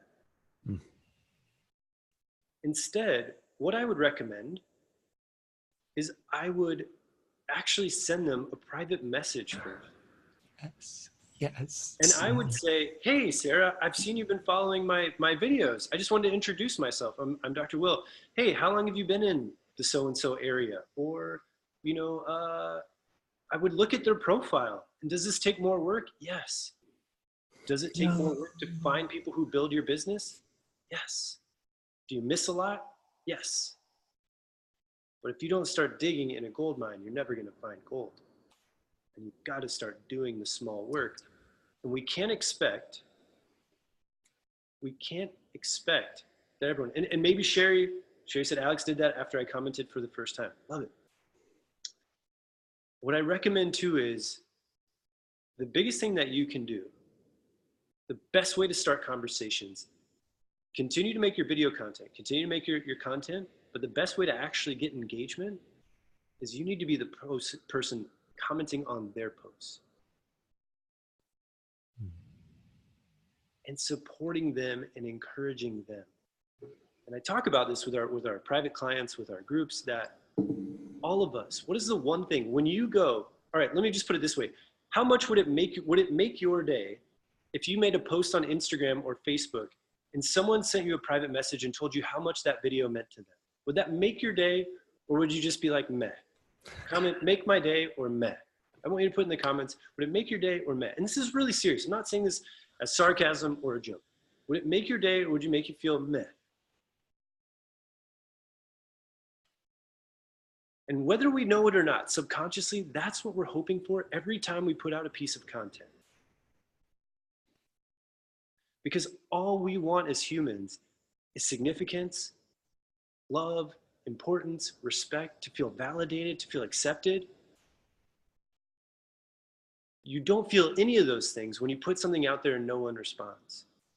The best way that you can get that for yourself is go give it to someone else. That's how you build community.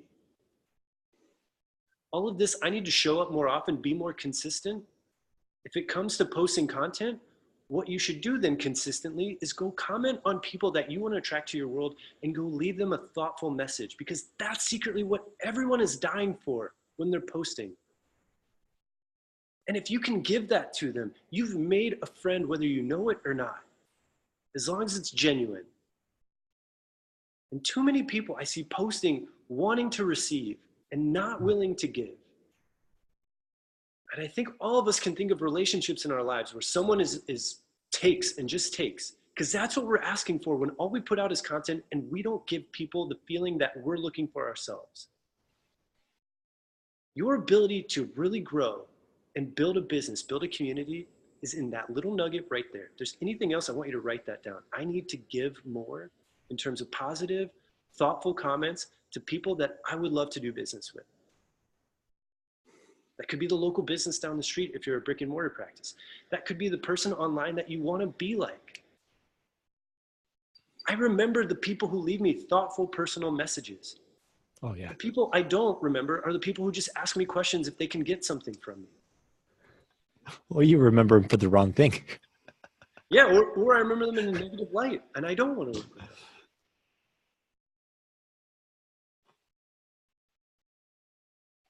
If there's one thing, honestly, this whole night, if there's one thing, please take away that.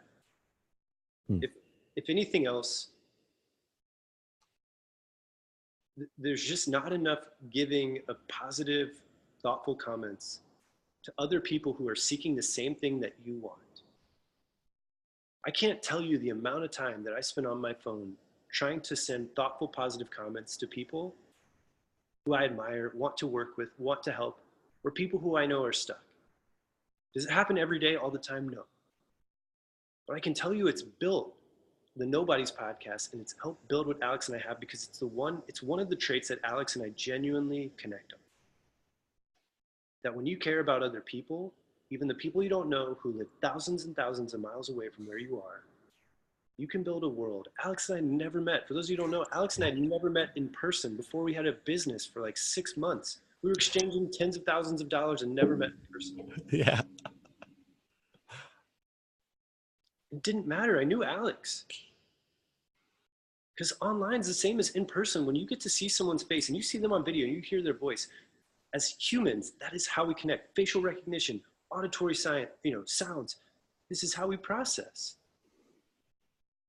Everyone's dying to feel significant. And if you can give that to them, your ability to grow a community. This is what we teach inside of what we're going to be talking about. It's what we teach, the actual method of how to do this, because it's far more important than, is my product right? When people ask us, how do you have so few people? Because we talk about our business and our results with some people who are, to be honest, further ahead of us or know the online business game. They say, it's great. How big's your audience? And they're expecting us to say 10,000 or 15,000. We say, it's like 2,000. Like, what? How? That's how we take care of people better We form real relationships with people. And is this super scalable? No. But guess what? We haven't hit the point yet where we can't do that still.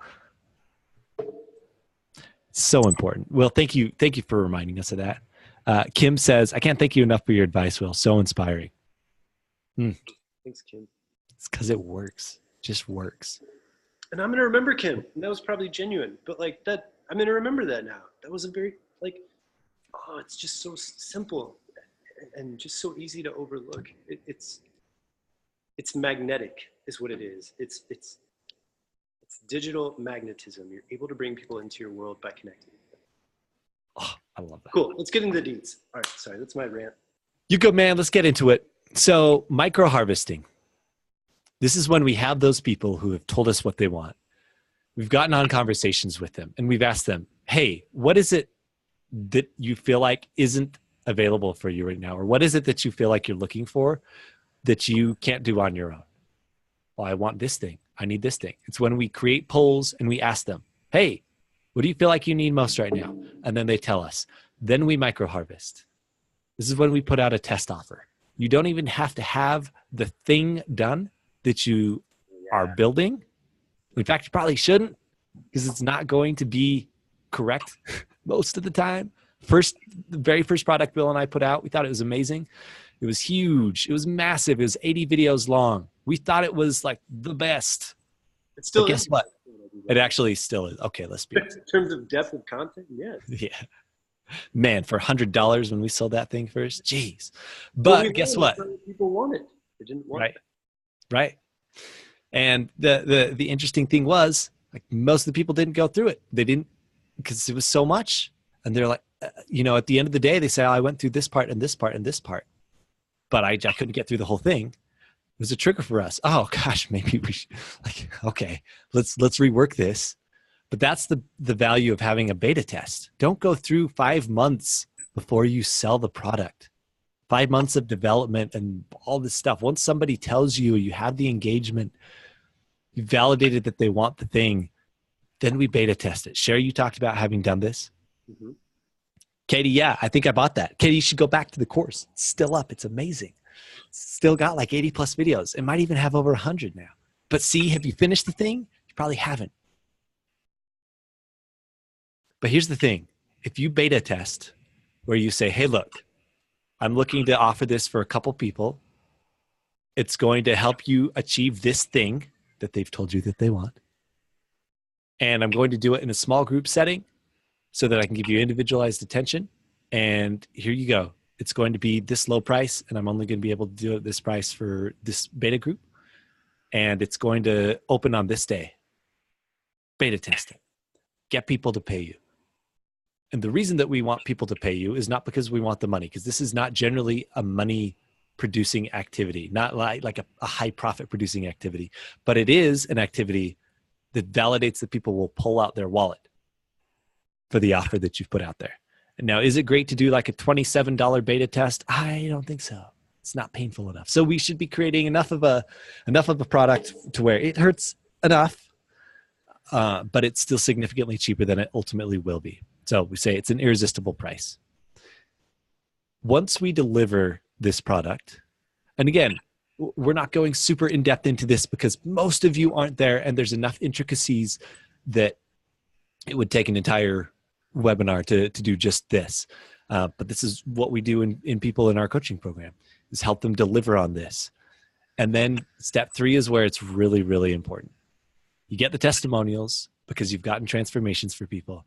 And then you tweak based off the feedback that they actually give you. And you say, hey, awesome. If you got stuck at this point, why'd you get stuck there? Did you just get bored? Did it stop working?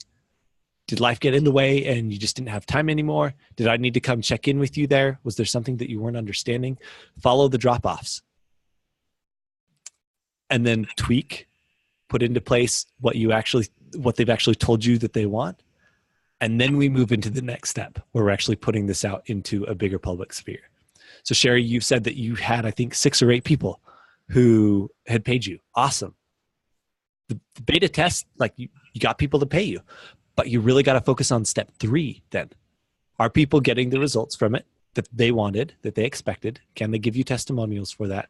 And what do they say you need to change in order for them to get the expected outcome that they had purchased it for?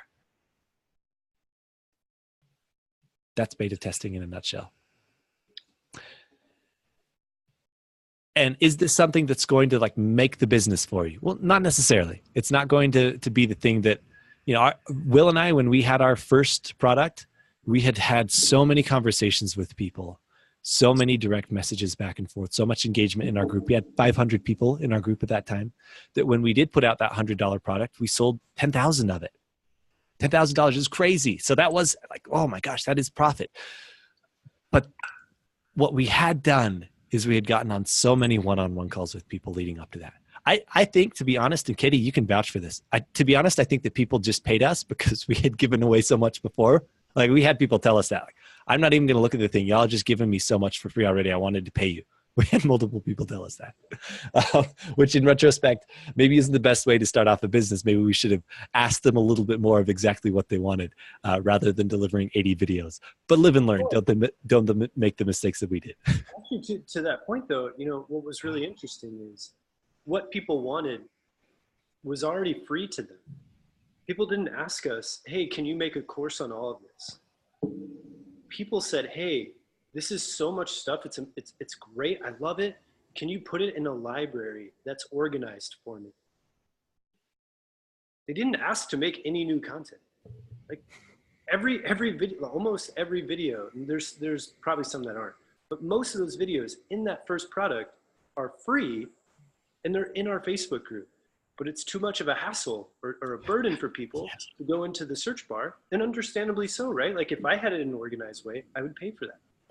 What's really interesting to think about is people weren't paying us for the actual information in this case. We'd already given it to them for free. They were paying for organization and structure. But Alex and I didn't know that. We could have spent another 3 months trying to make all these videos when people said, that's not what we want. We just want a library in a structured format. I was like, well, yeah, we could do that. Sure, that's great. We didn't have to make new videos. Yeah, we could do that.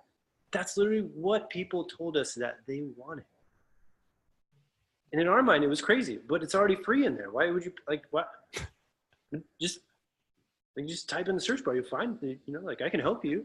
Like, no, like, honestly, it's just, if I could just streamline this, it would help me and I'd pay for that.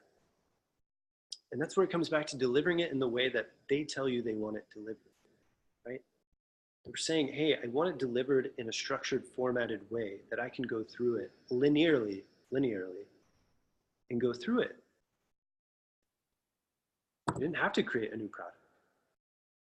We just packaged what we'd already made that was already accessible for free into a way that someone could digest easier.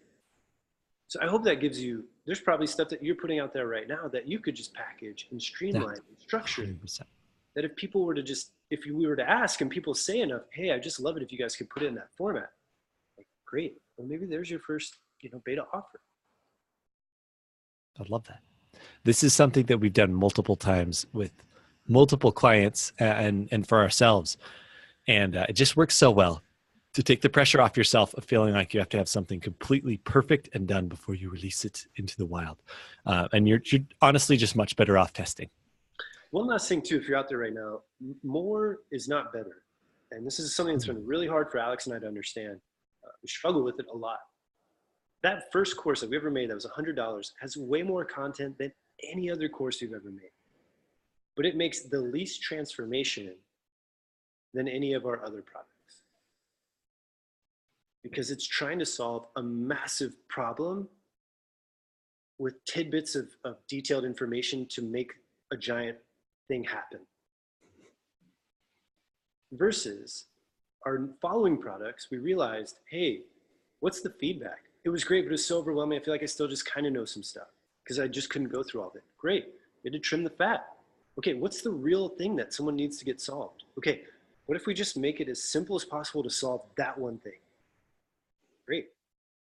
But we probably couldn't sell it for as much. Turns out that's not the case. People actually wanted to pay us more because we actually got them the transformation that they wanted. And that's so critical. More isn't better. If I just plug in more videos, if I just pump in more resources, right? people already have access to millions of resources. Can you make it as simple as possible to move someone from point A to point B? Because if you're trying to get them to point A to point Z, and it's not really clear how to get to B, they're never even going to make it. Yeah. It's never going to happen, right? And so we've had to learn that's really, really tough. And we're spending a little bit of time here, but it's really important, that tweaking of understanding, right? As you're going, if you're out there right now and you do feel like you need to harvest, this is the magic. Yeah. Because what you think we're solving, and Alex and I listened and still thought that would solve the problem, but it didn't. It created new problems. We had to look at how do we streamline that to make the problem as simple as possible to actually be solved. And you'll see tonight as we talk about kind of how we're structuring the way we help people now, how that has played into our business really integrally. Huge. In taking stepwise chunks. Huge. We know that people want to get to Z, Yep. but realistically, we need to take them from A to B first. And we need to show them that we can get them there. Then they'll be more willing to say, okay, yeah, I'll take the journey with you from B to F. And then from F to M. And then now I'm going to be with you forever all the way till Z. But most of the time, people aren't capable of going from A to Z. They're just not, because that's not how we're wired as humans. Our progress has to come over time. And to be honest, it often happens in jumps. So we program our courses to help people take those initial jumps and then get to the point of kind of homeostasis within the business. And then, okay, you're ready for the next jump. Boom. Sweet. We get homeostasis at that new level. Then you're ready for the final jump. Boom. That's how we structure our programs. We'll see it in a minute. I want to talk about Bert, who is someone who has really done an amazing job, because Bert had an idea. He creates home health contracting agencies, or helps people create their own for themselves. So he's a PT who was like, hey, look, I could create my own home health agency. Did it, and then started realizing, oh, other people want to do it too. Created just an absolutely killer offer and was getting clients really good results, and had been in some of our programs before. But came to us in January and said, guys, I've got this amazing thing. It works really well. Look at these results I'm getting for people. They're quitting their jobs, creating this home health agency, which, by the way, if you want to create a home health agency for yourself, go check out Bert DeVera's stuff. And he had an email list. He'd been working it. But what he said was, I've kind of been trying to harvest, and I've got this sort of, I've got an audience of people, but I just don't have the marketing systems down. I don't have the full strategy. And interestingly, when Bert started to work with us, we saw a gap immediately. And it's a gap that we see in a lot of people. And it was pretty simple for Bert, to be honest. We said, Bert, come in and make these changes. And that's what we've gotten really good at, is diagnosing the gap for people. If you're someone who says, guys, I've been working really hard at this and I just don't have the consistency with it yet. Heck, I'm selling things, but it's not selling at the level that I want to. Or I've been putting out content and some people are coming, but I'm just not getting the traction that I want. I can almost guarantee you we can come in and show you a gap that you don't see right now. It's a blind spot, because most of the time we're too close to the thing to be able to realize what's missing. And that was Bert's case. And when we started working with Bert, we said, Bert, make these 2 changes. He made those changes. And then we said, great, plug it into the system that already works well for you. And within 2 months, he had his first multi-5-figure month. Last month, at the end of the month, he sent us a message. Guys, I did it. This is the biggest month ever. And it was so dang cool to see someone who had something working so well for him, had a really good offer, really good results for people, but didn't have all of the marketing systems in place. And this is where we look at now, what are those systems that we need to have in place? Once we're in the harvesting phase and we get buyers like Bert, what do we need to put into place in order to scale that and grow that big farm that Will was talking about earlier on? And anything else that you want to say about Bert, Will? No, I think you hit the nail on the head. It's been amazing. Really, it came down to changing some messaging, right? We just weren't connecting, with the people who were already he knew and had known. And when your messaging's not right and you're trying to harvest, it's like going into a gold mine with like a butter knife. You're just not going to be able to dig it out, right? You can't be Oh, able to dig so it out. good. But no, that's it. I do want to know right now if you've been on here, you still have 28 people after like almost 2 hours. I know, it's amazing. Thank you so much for joining us on this. Honestly, it's Alex and I geek out about this. This is stuff that we could probably sit here for the next 10 hours and not fall asleep and keep talking. If you've learned something new so far, I just want you to comment new. If you feel like there's something new that you've taken away, and maybe not new in like a, whoa, I'd never seen that before, but new in a way to think about something, or strategy or tactic, or maybe something that like, I'm going to go back and start implementing. Just say new, because that's what this is all about. Alex and I love diving into this stuff, and I wouldn't feel good if you didn't feel like you weren't coming away with something new or something that you can apply to your business, which is the most important thing from all of this. So, okay. Awesome. We got a bunch of people, by the way. Savannah says new. Patrick, Kim, Michelle, Laura, Jeff, Katie, Elisa. Awesome. Here's the next step then, once you harvest, because there is more after that. It's not like we do a beta test and then we're just done. Or we do a beta test and then we just like magically implement marketing systems and we're done. Here's what this actually looks like and what it's looked like for us. Step 3 is where we get into expansion. That's where we put actual systems in place to grow the business. And when I say system, I don't just mean something that's automated. I mean processes. I mean, looking at what is your process for getting a sale. So for example, for us in January, we made a shift. We introduced a new product. In fact, we were kind of testing a new product. We came out with it and we said, okay, we know we've gotten results with people with this program that we have unofficially helped people with. And people were telling us that they wanted us to create something like that. So we said, let's create that product. We didn't announce it with any webinars or anything. And we created a marketing system for ourselves wherein we would post on Facebook. We would find people who were interested in doing the thing. We would message them on Messenger. We would get on a call to see if we were a good fit. And if we were, we'd offer the opportunity to work with us and we'd get started. That's a sales system. It's a marketing system. Now, was it fully automated? No. Did it have to be? No, not yet. Was it able to take us to a spot where we had our best months ever without having to do a big webinar, without having to feel like we were always selling in our groups? Yeah, it was amazing. And as we started to look at, oh man, we put these types of systems in place for ourselves and then we can automate. That's when magic starts happening. So let's talk about expansion. I love this part. I know that it's beyond where most of you are at right now. Some of you I know are here. I know there's a couple of you who mentioned that you're here. But I want you to at least set the stage for what's coming. And in order to expand beyond your existing audience, which at some point you'll have to do, you have to continue to market yourself. You have to learn sales, and you have to learn marketing systems, like setting up ads, like getting people on your team who can do the stuff that you shouldn't be doing anymore. And this is the point that Will and I are at in our business. Have we mastered this? No, but it is the point that we're at. We've got offers that we know work. We have products that we know serve people and that get the intended result. And now we can hire people to come help us do the things that we shouldn't be doing anymore. And at some point, it's going to make sense for you to hire people.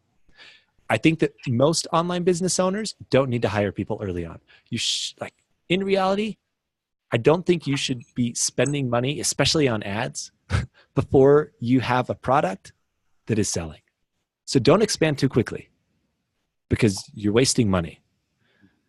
But once you do have something that works, that's when we expand it. Will, anything else you want to add here?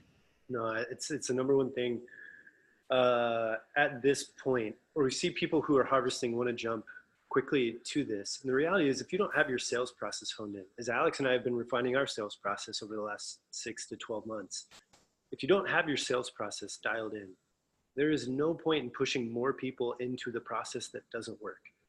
I know it sounds counterintuitive, right? Well, if I just get more people, then I'll make more sales. And that's true to some extent, right? Like, more numbers, there's a decent chance you're going to sell more. But if it's not a functioning system, you don't really want to push more people into it. And advertising is meant to amplify what is a system that's already working. in this sense when you're trying to sell. For awareness, it's a whole different thing. If you're just trying to get awareness and you're willing to spend the money to get awareness, amazing. Like if you're a brick and mortar practice right now and you're not spending at least $1 to $3 a day on video view campaigns in your local area targeted people, like you're missing out on the cheapest opportunity to ever get in front of people ever on the history of the planet. Like ever. I mean, thousands of people a day for like $3 a day for video views. Like do it for awareness, right? Like, but that's not pushing people into a sales process yet. This is what we're talking about. No, sorry. I went forward before I meant to. No. All right. So if you're ready for it, well. So we looked at everyone that we've worked with and everyone that has come to us for help that we hadn't been able to help yet. And we saw a problem in this whole process where people were saying, hey guys, I've got this amazing idea. I know it's going to work. It's just the best thing. People really need it. And I want to put it out to the market, or I want to set up my marketing for it, or I have no clue where to start. And we saw over and over the same problems coming up. And we said, well, we know the solution. We did it with that person. We did it with that person. Oh, that part we did in our business. At all levels, to be honest, from people who were just getting started running businesses, people like Liz, who were like, I need to build the audience first, guys. Great, let's help you build the audience. To people like Greg Todd, who are at the top of the marketing game. Like he's top of the food chain, right? But said, hey, I need someone to help me with my ad strategy. Great, we can come in and help you with that. We've helped people from the entire gamut, and we just started seeing some real gaps. People came to us and they told us what they wanted. And that's the big thing. We're following exactly what we just taught you, because people have come to us and they've told us exactly what they need. And so we decided, look, people keep telling us this. We've started having really great experiences working with clients on this stuff. We're getting them results. We need to create an actual way for people to work with us around this. So we've created something new. And the thing here is, could you take every single thing that we just taught you and do it? Yeah, you totally could. The likelihood of you taking everything that we just said and being able to implement all of it on your own is not so good. Now, whether or not you work with us or whether or not you work with someone else, the key thing that we want you to come away with tonight is that you have to actually do the things that we taught. I really, like, whether or not you end up working with us, I really just care that you do the thing. Just focus first on building an audience, engaging with that audience, building relationships, ultimately build community. Then focus on the harvest. That's when we focus on actually creating what people want. And then we scale and expand by setting up marketing systems. And if you want help with that, Will and I finally have a way to be able to help people at each stage of that game, whether you're planting and nurturing, harvesting, or you're in the expansion phase. And that's kind of what we want to talk about tonight. And of course, my slide looks like crap because Canva totally ruined it. Imagine this with an amazing white background where things actually stood out. I love it. Gotta love it. Imperfect action. Always. But Will, let's talk about these three things and where does someone fit in. So this is what we're kind of unveiling tonight as how we're helping people online right now. 3 distinct programs. You can't see this because it's black on black, but this is called the Online Business Ignition Mastermind, the Online Business Incubator, and then ultimately the Forge Online Mastermind. Let's talk about how this fits into things. Yeah. Oh, you can't even see this either. Jeez, Canva. Welcome to Real Online Business, friends. It really doesn't matter because No, it doesn't know. What I think is really powerful here, and I hope that you get this, is that yes, Alex and I have a way for you to work with us. But the reality is what we're doing right now is everything that we just taught you and that we've applied to our own business and that we are constantly applying to our own business, which is, what is it that people told us they're struggling the most with? And typically it hasn't been, hey, I need to harvest all these people that are really engaged in my community. You've seen examples of people who have that, but the most part is, I don't know how to get in front of the right people and build a community with them. And we've heard that over and over again. If you feel like you can't get in front of your people, just comment me. Like if you ever feel like it's really hard to get in front of your people, the people that you know you need to help, but you don't know how to get in front of them. You don't know how to build that community.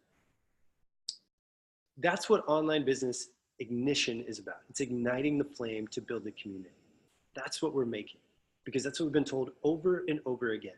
Hey guys, how do I get to where you're at? How did you guys do what you do? All the things that we taught you here, we could do webinars on every single slide because of the nuances and really more than that, it's the patience and accountability sometimes to help you hit pause and not send that one thing that could blow up the next month of your business from posting something that you shouldn't post.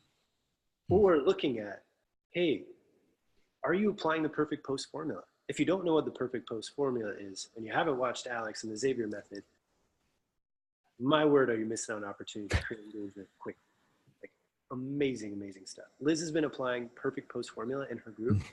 Seriously unreal the amount of comments she gets out of 200 people in her group, like 70 plus comments.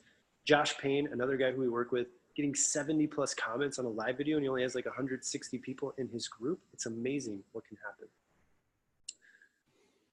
So if that's you, if you're like, I need to be in front of my people, but I don't know how to get in front of my people, and I don't know how to build that community, Online Business Ignition is what we're going to be creating. It's a mastermind group. We're going to go through monthly as a group together, one-on-one coaching calls to get you building the community you want. Because ultimately, Alex and I don't have a business if it weren't for this part. Yeah. If Alex and I went right away and said, hey, we could help you with marketing, but we'd never built people and built the trust and built the time for that 12 months that really we were giving free content out. And by the way, when we made our first purchase or sale or first dollar, we had over 500 people in our Facebook group with 90-something% engagement. That was just to make our first buck. Like, it wasn't like, oh, I've got 500 followers on Instagram and all of a sudden I'll put a product out and people will buy it. That was like 6 months to a year of building that and nurturing that. That's what this is about. If that's you, we're going to have an application at the end. Fill it out. Let us know where you're at. But that's for you. Alex, when someone's built that and they're ready to harvest, what's the online business incubator? Because it's what we built it's actually the first thing we built out of all of this. It is. And this is something that we've been working with clients now for a while, really under the radar. People haven't known that we've been doing this, but we've had multiple people now going through Online Business Incubator. Some of them you'll see, Bert, for example, and some others here in just a minute. But this is for someone who has the following.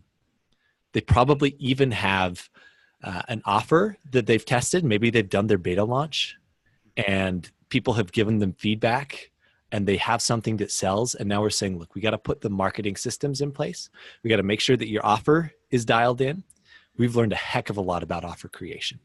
Gotten really good at it. If I do say so myself, it's really what's taken us to 6 figures is now that we have the engaged audience, how do we create the right offer for them? And then how do we put a marketing system in place to get to those $20,000 months like Bert had? How do we do that? Well, that's what Online Business Incubator is for. It's taking the people who have either been through the Online Business Ignition Mastermind, gotten to the point where they built their audience with us, they've done a beta launch, and now they're ready to really ramp it up. Or they've already gone through all the work of building the audience. They have a product. They're like, guys, I want some help with that. That's where our Online Business Incubator comes in to get you to the point where it's like the business is actually supporting you. It's creating real income for you. That's the goal there. And then from there, those who were like, hey, I just want ongoing help with my marketing. Now that I've got an offer that's validated and I want to tap into your brains for ongoing marketing and sales and system setup. And I know that down the road, I'm going to have a new product to launch and I'm going to want your help with that. That's where they join us in the Forge Mastermind that we'll be creating. So this is the system that we've put together to help people. And remember how I talked about break up your products into chunks so that you're serving people in a specific chunk. This is how we've done it for ourselves. And I just want to finish with 2 stories that are so cool, so dang inspiring. Jen is someone who we started working with last year, who had built her own practice, was doing well in it. She had built a really, really awesome tribe, very engaged group of people online around circus performers. And she had a $70 ebook. She came to us and we helped her with one of those launches of her ebook. She did very well with it. And then we said, Jen, you have this amazing audience and they're buying from you already. Like, you have to create something bigger than a $70 ebook. And so she took some time, and after quite a few months of really honing in on what they wanted, she created a program that is an online, kind of like an online course, but customized to what her people need. And when she put that out and we set up her campaigns and she did her full launch, within a couple weeks, I think it was 2 weeks, she got 6 figures, which was absolutely ridiculous. Why was she able to do it? Because she had planted and nurtured the crap out of her audience. She had tested something small, done really well with it, to be honest, but had validated what people wanted to pay for. And then she said, perfect, then I'll create the bigger thing. And when she launched that, that's when things exploded for her. And she literally left to join the circus. This was her post just after the new year, where she said, as a result of all the stuff that she'd done with us, she's finally able to step away from full-time PT and train and perform full-time as a trapeze artist in 2019, which I just absolutely love. That's Jen to a T. If you look at the photo, just absolutely being able to express herself while running a business that she loved, and having the income to support what she wanted to ultimately be doing in life. So we just love Jen. This is someone who had done a really good job engaging with her audience. When we came in and said, look, let's get the offer together, let's get the marketing down, she did a ton of work on her own to create this product. And then it was just a few small things of let's check your messaging. Great, let's set up your ads. Let's check your landing page. Let's check your email follow-ups. Let's schedule this launch. Let's plan it out. Boom, 6 figures. Absolutely inspiring. You have to just mention, Jen is a perfect example of the bamboo tree. Like, all these numbers look amazing, and it is amazing. It's incredible. But Jen was posting on Instagram for years, and just providing value, like just showing people what she does, asking them questions, engaging with them, to the point that then when people told her, hey, are you ever going to make something? And she put out a $70 ebook. If I remember right, she made over $20,000 at least. Just on one of the launches that we did with her. But people had, it's crazy. That's a really good nugget here too is, honestly, you're probably not right for harvesting until people start asking you, when are you going to have something or a way for me to work with you? And Bert just left a comment in here. I promise you, we didn't pay Bert to say this. He said, Alex and Will are the real guys. I told him, what took them so long to contact me to work with them? When people start saying, how can I work with you? Is there a way to work with you? That's an indicator it's time to harvest. And typically it's like when more than 1, 2, 3, 4 people start saying that, you look at, okay, what are the commonalities? How can I create something that would serve these 4 people? And how can I replicate that? That's typically when it's there. Jen did not just think, I'm going to make an ebook and then build an Instagram account. She built an Instagram account around what she loves to do. That freed her up to create a product to serve the people who are telling her what they want. That's why it's so important to us. We don't say like, you need to build an audience or community because it's cool. It's literally the foundation of your world. What is it that okay, trick question here. Trick but not trick question. What is the one thing that all practices need more of?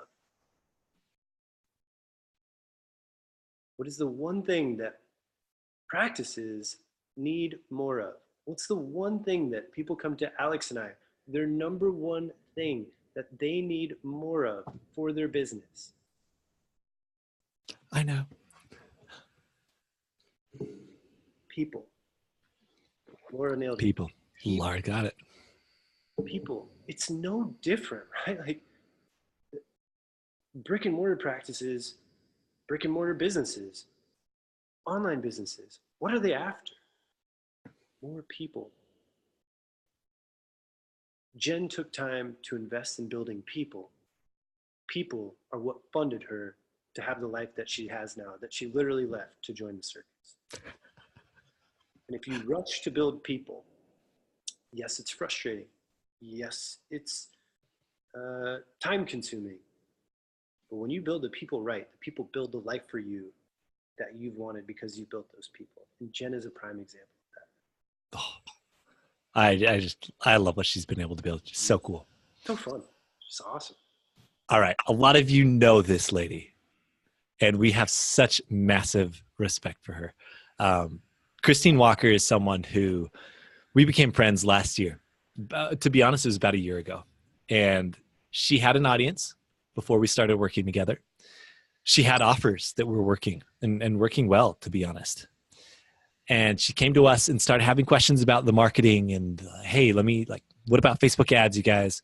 And she told us about 8 months ago, she's like, guys, I want to work with you. Like, how can I work with you? And we were like, I don't know, Christine. We don't know. That was one of the first people, actually, her and Bert, honestly, who came to us and said, hey, I want to help. I want help growing the online business side of things. And we said, oh, we're not quite ready yet. Well, we don't know. But that for us was a cue. Like, hey, people are interested in this. And eventually got to the point where we said, look, we know that we've done this ourselves.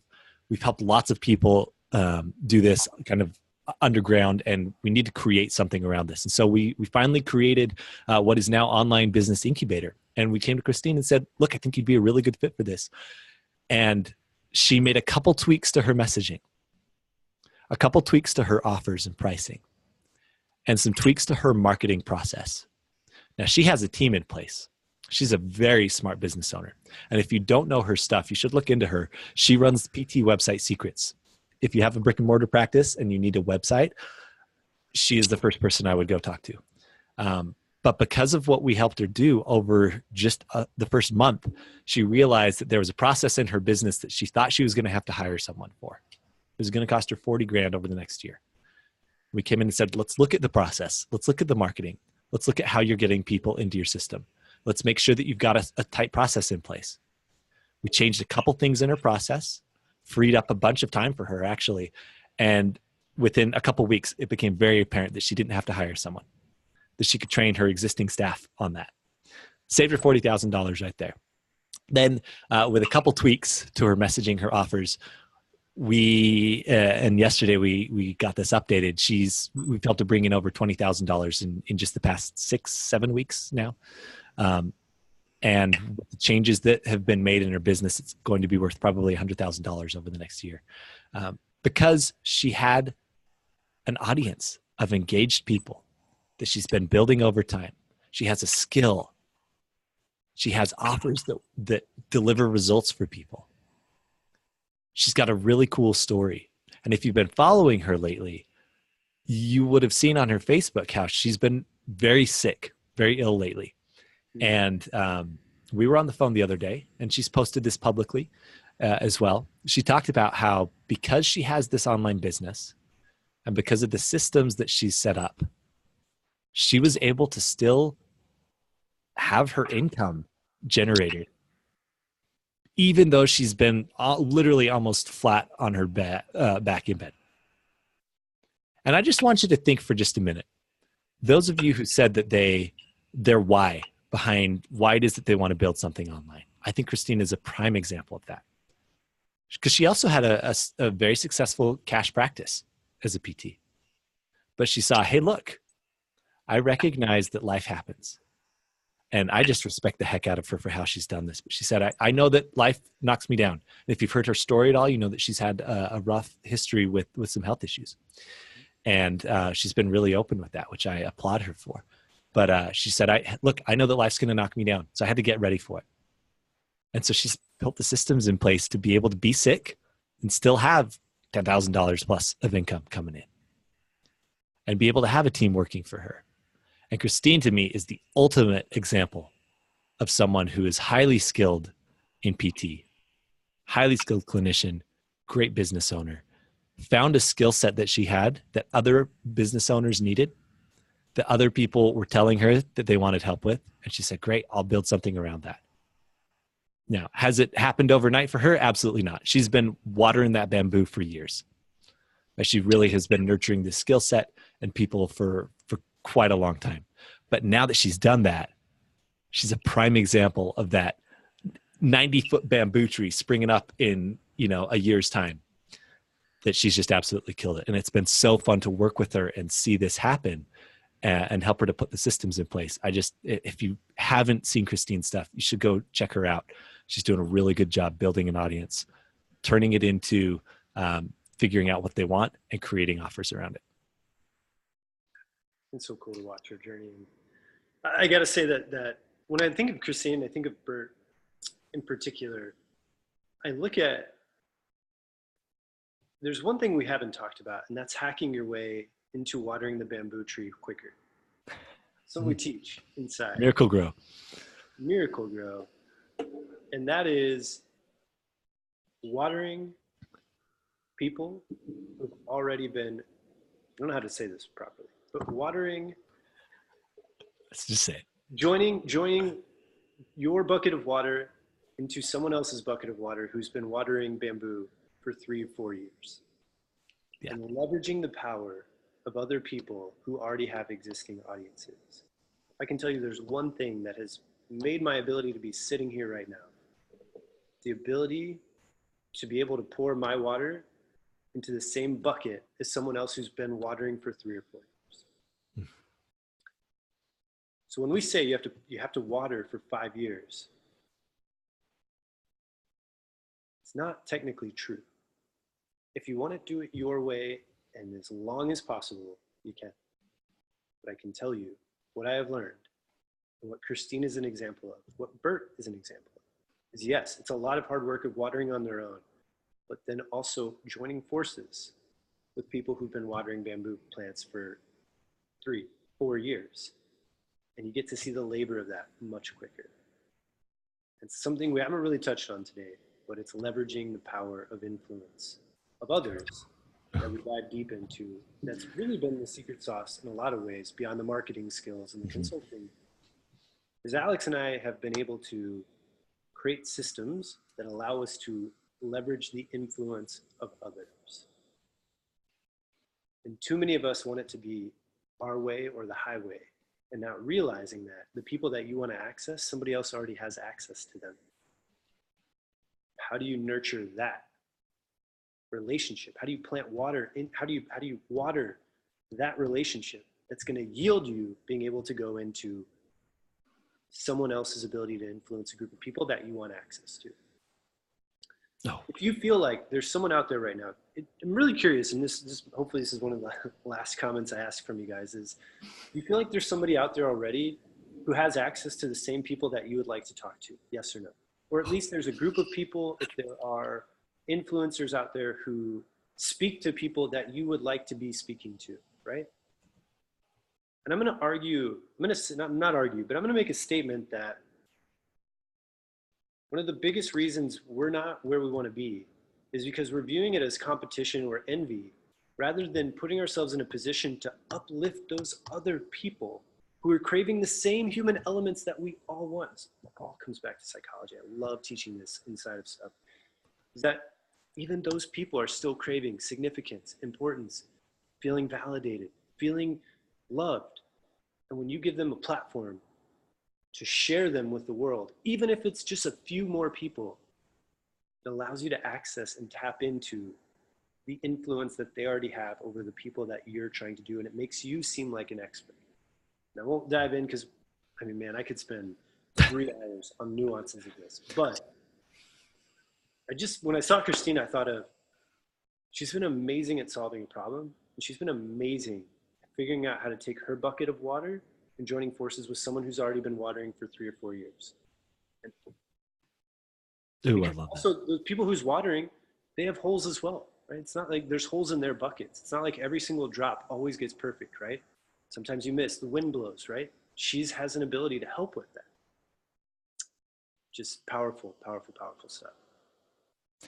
We show you these stories to show you that you can do this. Because each of these people that we've highlighted tonight, at some point in their journey has felt incredibly incapable, not worthy, stuck, confused, and overwhelmed about what to do next. And yet they've pushed through it. And that's what defines those who make it in online business and those who don't ultimately is, can you stick through the mud long enough to get to the place where you can harvest what you've been sowing the whole time? So I want to ask you the question as we wrap up. What would it mean for you to have something like what we've just talked about? To have an additional source of income that didn't require your physical presence 100% of the time and doesn't require you to exclusively trade your time in order to get paid. Because what we're saying is you can do this. We're not promising that this is passive. In fact, if you've listened tonight carefully, you've seen that it actually is quite a bit of work. But do the benefits outweigh that? For me, 100%. The ability to go on vacation with my family, like last year when we went to Florida for a week and a half and go to Disney World with my kids and then come to the hotel, take a half day, knock out client work, make sure that I'm taking care of people, do my live streams, and be able to take a week and a half vacation, a 2-week vacation. Heck, if we wanted to, we could take way more because we're remote. We have the ability to do that. It doesn't require a physical presence here. And it allows us to reach people beyond 15 miles radius. That's something like a brick and mortar practice could, right? We have such a huge reach because of the internet. And it doesn't require us to exclusively trade time for money. Now, are we trading time? Yeah, heck yeah.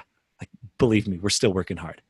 And I'm not here to tell you any of this is passive, but I am here to tell you that digitally leveraged income is far more powerful than what a lot of us think we can earn as a physical therapist. And it's so sad to me that, and Greg Todd brought this up last week, that we spend so much money on our degrees as physical therapists and healthcare providers to be trained exclusively as technicians who will ultimately be capped in their salary potential. And yet we spend $60,000, $100,000, $150,000 on that, like nothing. We throw the student loans at it because that's what other people expect us to do, because that's the road that other people take, so I'm going to take it too. Well, I'm here to tell you tonight, there's another road. We've just given you 5 examples of people who have done it, who are making it work. We've made it work. There's another road, you guys. And if this is something that appeals to you, that you want to walk, then this is what we'd invite you to do. There is no sale at the end of this. There is an application to work with us. If you feel like, oh my gosh, you guys, this is what I want. I want to be able to have an online business where I'm able to find my people. They find me. They find my content and they find it appealing. They consume it. They reach out to me. I get that feedback of, oh, yes. Like I feel like I'm doing what I'm called here to do on earth. People tell me that this is fulfilling to them. People tell me that yes, my content is exactly what they need. And then they not only say that, but they say, how can I work with you? And people are asking how they can pay you. And then you're creating something for them that fundamentally changes their life, that you're able to deliver without you being there in person and without it relying 100% on your time. And getting compensated at a rate that is honestly much more than you could ever hope for in the clinic. Now, are we promising that this is get rich quick? Heck no. But are we promising? Oh, shoot. Crap. Really but what we are saying is, I'm so dang glad I found this path. And we've helped a lot of people do this. If you feel like you want to work with us and you want to be able to get one-on-one help with your business, what we're not saying is, hey, we're going to throw you into a course and say good luck. That's not how we're working. And so maybe we should talk about that real quick. Of who's the right fit for this and what does it look like? Oh man, Alex, we have to actually talk with people. Shoot. I thought we were doing passive on my business. No, it's not passive anymore. Shoot. No, so here's the truth, guys. As we've started working with people more and more, we found that we can have the greatest impact with people by working one-on-one with them. And Will and I have highly prioritized that in our business. Right now, if you're working with us, you work with Will and I. And because of that, we also find that our time is in big demand right now. Like it's hard. It is. But what fills us up is working with highly motivated people that do the work. So if you're someone who's like, yes, that's what I want, and I'm committed to doing the work, then we'd love to look at working with you. You're also probably someone who is fearful about what it looks like to do this and to make it work. Because guess what? We all have been. And to be honest, like there's still those days of like, oh my gosh, am I going to do this? Like, for example, about 3 hours ago before this webinar, I was really tired. I didn't sleep last night. I got like 4 hours of sleep. I slept on the couch because I was sitting there thinking all night about how are we going to teach this? How are we going to present this? And I was nervous about it. And then about 20 minutes before, I told Will, like, oh, wait, man, I'm starting to feel it. I'm getting excited about it. Like, guys, we still feel nervous about this. That's okay. But we are ready to overcome it by taking the action, by showing up. And we expect those that we work with to be ready to do that too. Ideally, the people that are right to work with us have vision. Yes, you might have that idea. That's just fine. But you also have an idea of who it is that you want to serve and why it's important for you to serve those people. Talked with someone today on the phone, Jenna Cantor. If she's on here, say holla. Because Jenna, you have an idea of who you want to help. And I freaking love that you know who it is that you want to help and why you want to help them. And there's just, this whole thing gets so much more potent when you have a why behind it.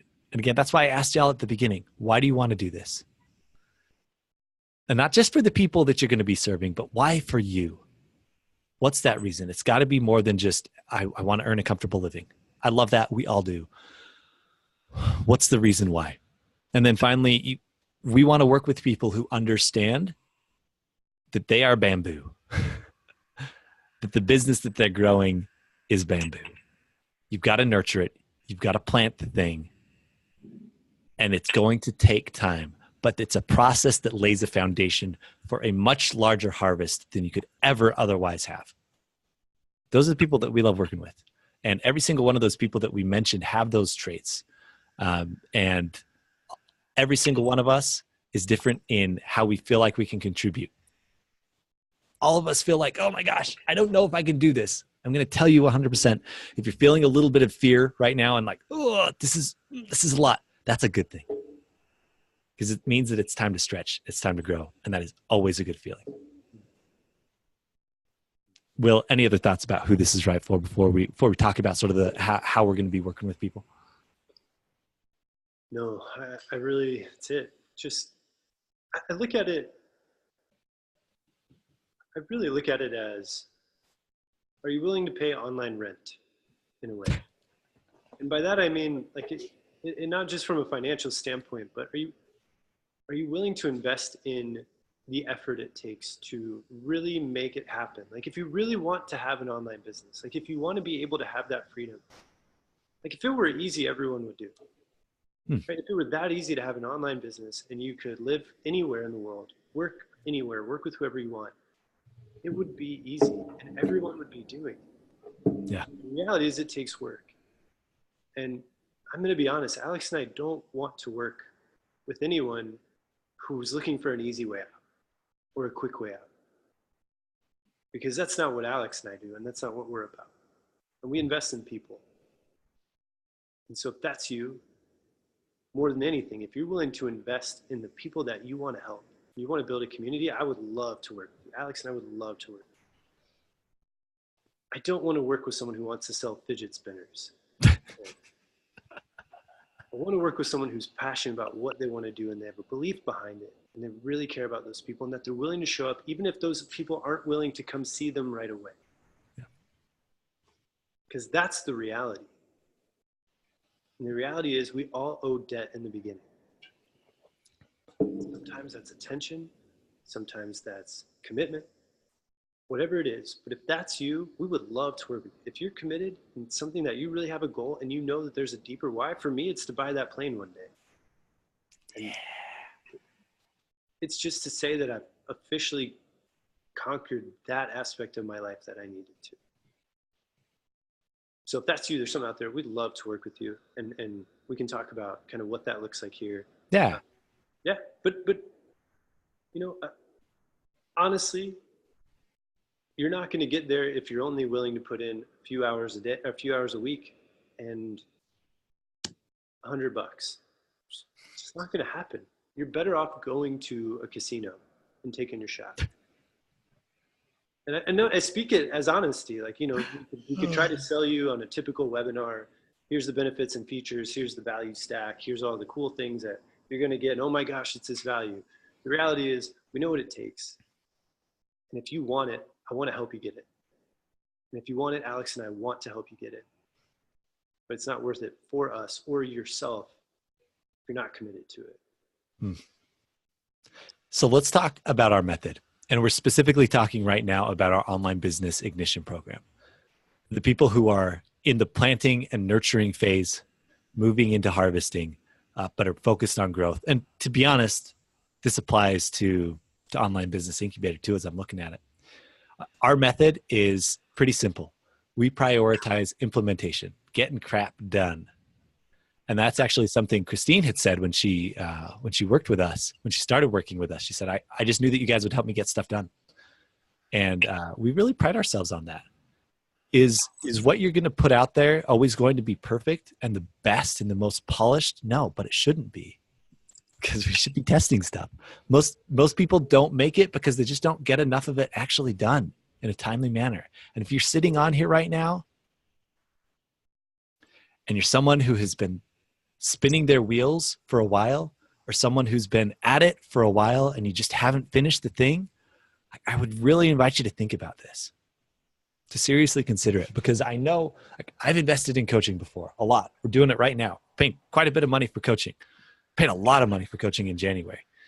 And it's not easy. I get it. Will and I was paying out of pocket for coaching before our business took off, but it was worth it to me because I knew that I was serious about this and that I believed in myself enough to say, hey, if I do invest a little bit right now, because I wasn't socking a bunch away for savings, I'll tell you that. But I knew that what I was spending for coaching was going to make me do the work and give me guidance. And I believed in myself enough to say, look, if I'm going to spend that money, then I know I'm going to do the work. And I believe that I can make this work. And with some guidance, if I find the right person, I know that I'm going to do the darn thing and get it done. And I think I can really make this work. Now, again, whether or not you're right to work with Will and I or someone else, or you feel like you want to go it on your own, that's just fine. But if you feel like how we work with people is what you need, this is how we've set it up. For Online Business Ignition, for those who are just getting started or who are building the audience, who are working on a beta launch, we're going to help you actually implement this crap. We're going to get it done. Is this going to be done in an 8-week course? Heck no, you're not going to accomplish all this in a teeny tiny time frame, because what we're doing is we're planting the darn bamboo, right? So is it going to take some months of work and grit? Yeah, but we know that too. So we're willing to invest in you.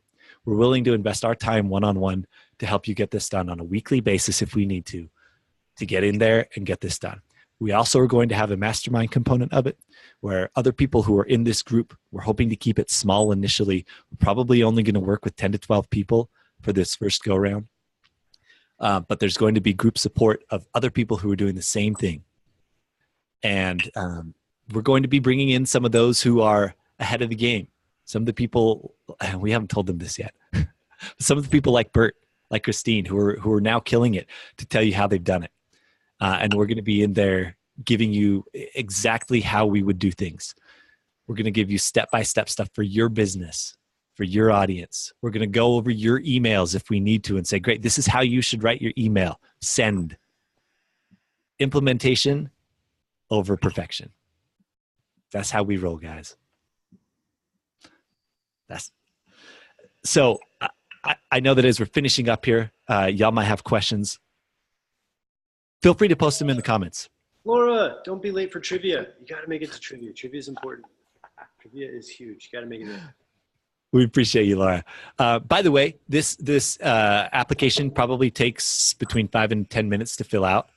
And if that's overwhelming to you and you don't feel like you can do that, then I'm not sure that we're a good fit to work together.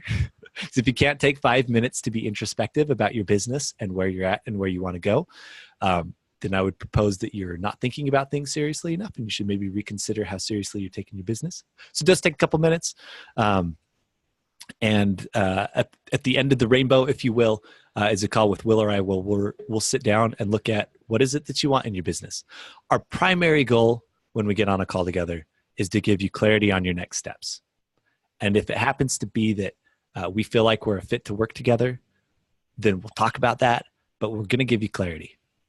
Now, if you're not serious about potentially working with us, we'd ask you to not waste your time or ours, fill the thing out. But like, honestly, we want to give people clarity on what they should do next. And we know that the way that we help people works.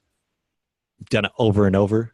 First, we vetted it on ourselves. We test everything on ourselves first, make sure the thing works. And then we've just worked with people enough across the spectrum that we just know this is how it happens.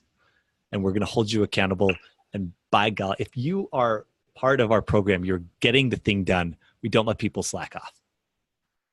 All right, I've ranted enough. Rich says, just completed the application. Too short? No. Too long? No. Just right? Yep. Hey, thank you, Rich. Appreciate you, man.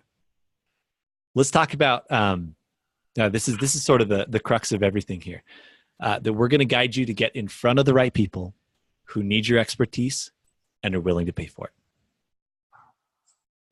We're not only going to teach you strategies, but we're going to literally get in the trenches with you to make it happen. So if you need to build a funnel, we'll be there with you. Are we going to do it for you? No, because that would be counterproductive. Are we going to be in there helping you do it so that you're empowered and know how to do the thing? And then we check in together and look at it or troubleshoot it together live? Heck yes. When you're about to do your beta launch and you're going to say, hey, what should my post look like? We have the examples for you of the beta launch post. And we're going to look over it together. And we're going to say, yes, you should do this. No, you shouldn't do that. If it flops, what do we do? If it goes great, what do we do? We're going to be in there with you. It's just like, that's what Will and I love. It just gets us so freaking fired up. We love this stuff, you guys. We're big giant nerds. If you can't tell, 2.5 hours into this thing, we just nerd the heck out on all this. We're so passionate about it because of what it's created for us in our lives and the freedom that it's created. And then when we started seeing that we were able to do this for other people, you don't know how excited it made us. Like that feeling of being able to give someone else options, and Jen saying, hey, I finally quit the circus. Or sorry, I finally quit my job and I'm joining the circus. That was the coolest thing ever. Like I was just doing the happy dance all day. We genuinely want you to succeed, whether or not you work with us, guys. Take this stuff, apply it, use your notes from tonight, and go make this stuff happen. We've got one more slide, it looks like. Oh, sweet. Light the fire. This is going to be our mantra for the Online Business Ignition program, that we're going to light the fire in you, in your audience, in your business. And gosh, if you're on here still, there's a bunch of you on still after 2.5 hours. Hey, you're awesome. And you feel like this is what you want. Absolutely love to have you as part of this program. So I guess we should sort of talk some logistics, or some Q&A. I didn't have a slide on this. People wanted to know the price of this. Will and I are really upfront with things. We just want to be open. The mastermind is going to be about $1,000 a month, just under $1,000 a month. And we fully expect you to be able to generate an ROI on that.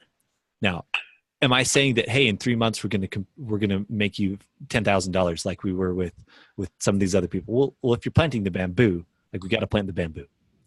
But I would also have you consider what you've probably already paid in tuition at school to, again, get into a position where your salary is capped and your ability to make money is completely based on your time at $40 an hour versus something like online where you can go name your own price, work with the people that you want in your PJs if you want to. Basically what we're saying is we feel like the value of it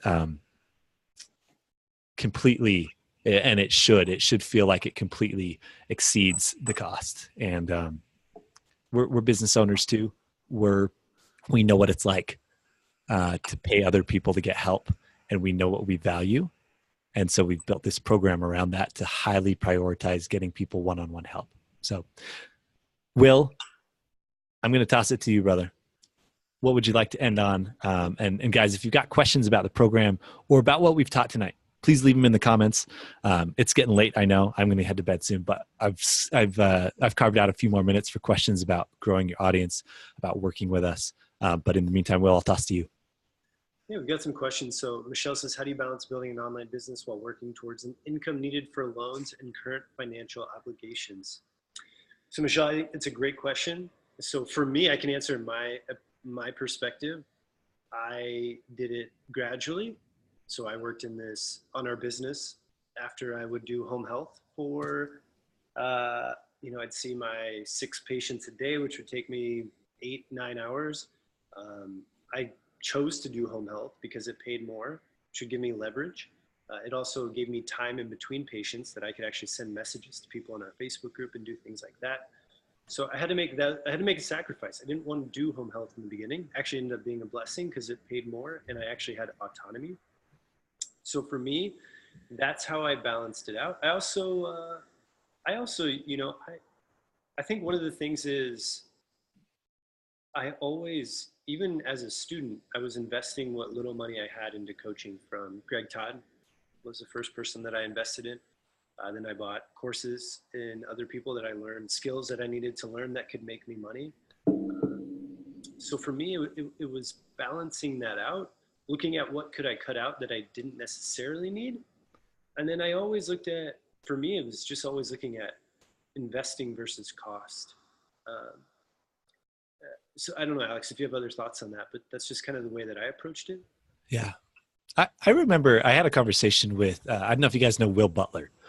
In the PT world, he's the kind of PT financial guru. And I remember talking to him about a year ago when we were in the heights of, just starting the business. I was paying for masterminds and not socking away as much as I would have liked into savings. And I was expressing that to Will. I was like, oh man, I'm working so hard in this business, but I'm not able to put as much into savings as I would like. He said, well, you're putting money into your business, aren't you? And I said, well, yeah, into coaching and stuff. Well, don't you feel like that's going to have an ROI for you? Like, well, yeah. It's like, isn't the business the thing that's probably going to make you the most money in your life? Well, yeah. And I had a real paradigm shift there where I was feeling really guilty, to be honest, early on, not putting away as much as I would have liked in savings. And then realized that the building the business was the best savings account I could have. And now I'm so dang glad I did that early on. So that's just a paradigm shift that I had. And I hadn't seen it that way before.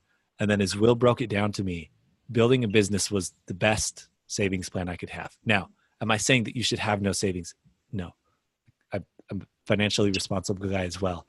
But what I would look at is, how do you create a side hustle income if you need to? Or how do you create more income in a primary job so that you can fund the side hustle? And to be honest, most of you who are on here and most of the people we work with, what we're doing is a side hustle for them. Jen, that was a side hustle. Bert, initially that was a side hustle. Christine, it was a side hustle. Now it's a primary hustle. But that's the thing, you work your way into it. It starts as a side hustle and you fund it with other things. That's why when we talk about, who's this best for? Well, it's probably someone who does have a 9-to-5 job or does own a clinic. And this is a side hustle that they're building up. And the goal with it is that ultimately it either heavily supplements the primary job or becomes the primary job as a result. For us, that's how it's been. So I think you got to find the balance of, where can I work to earn the money to fund the side hustle?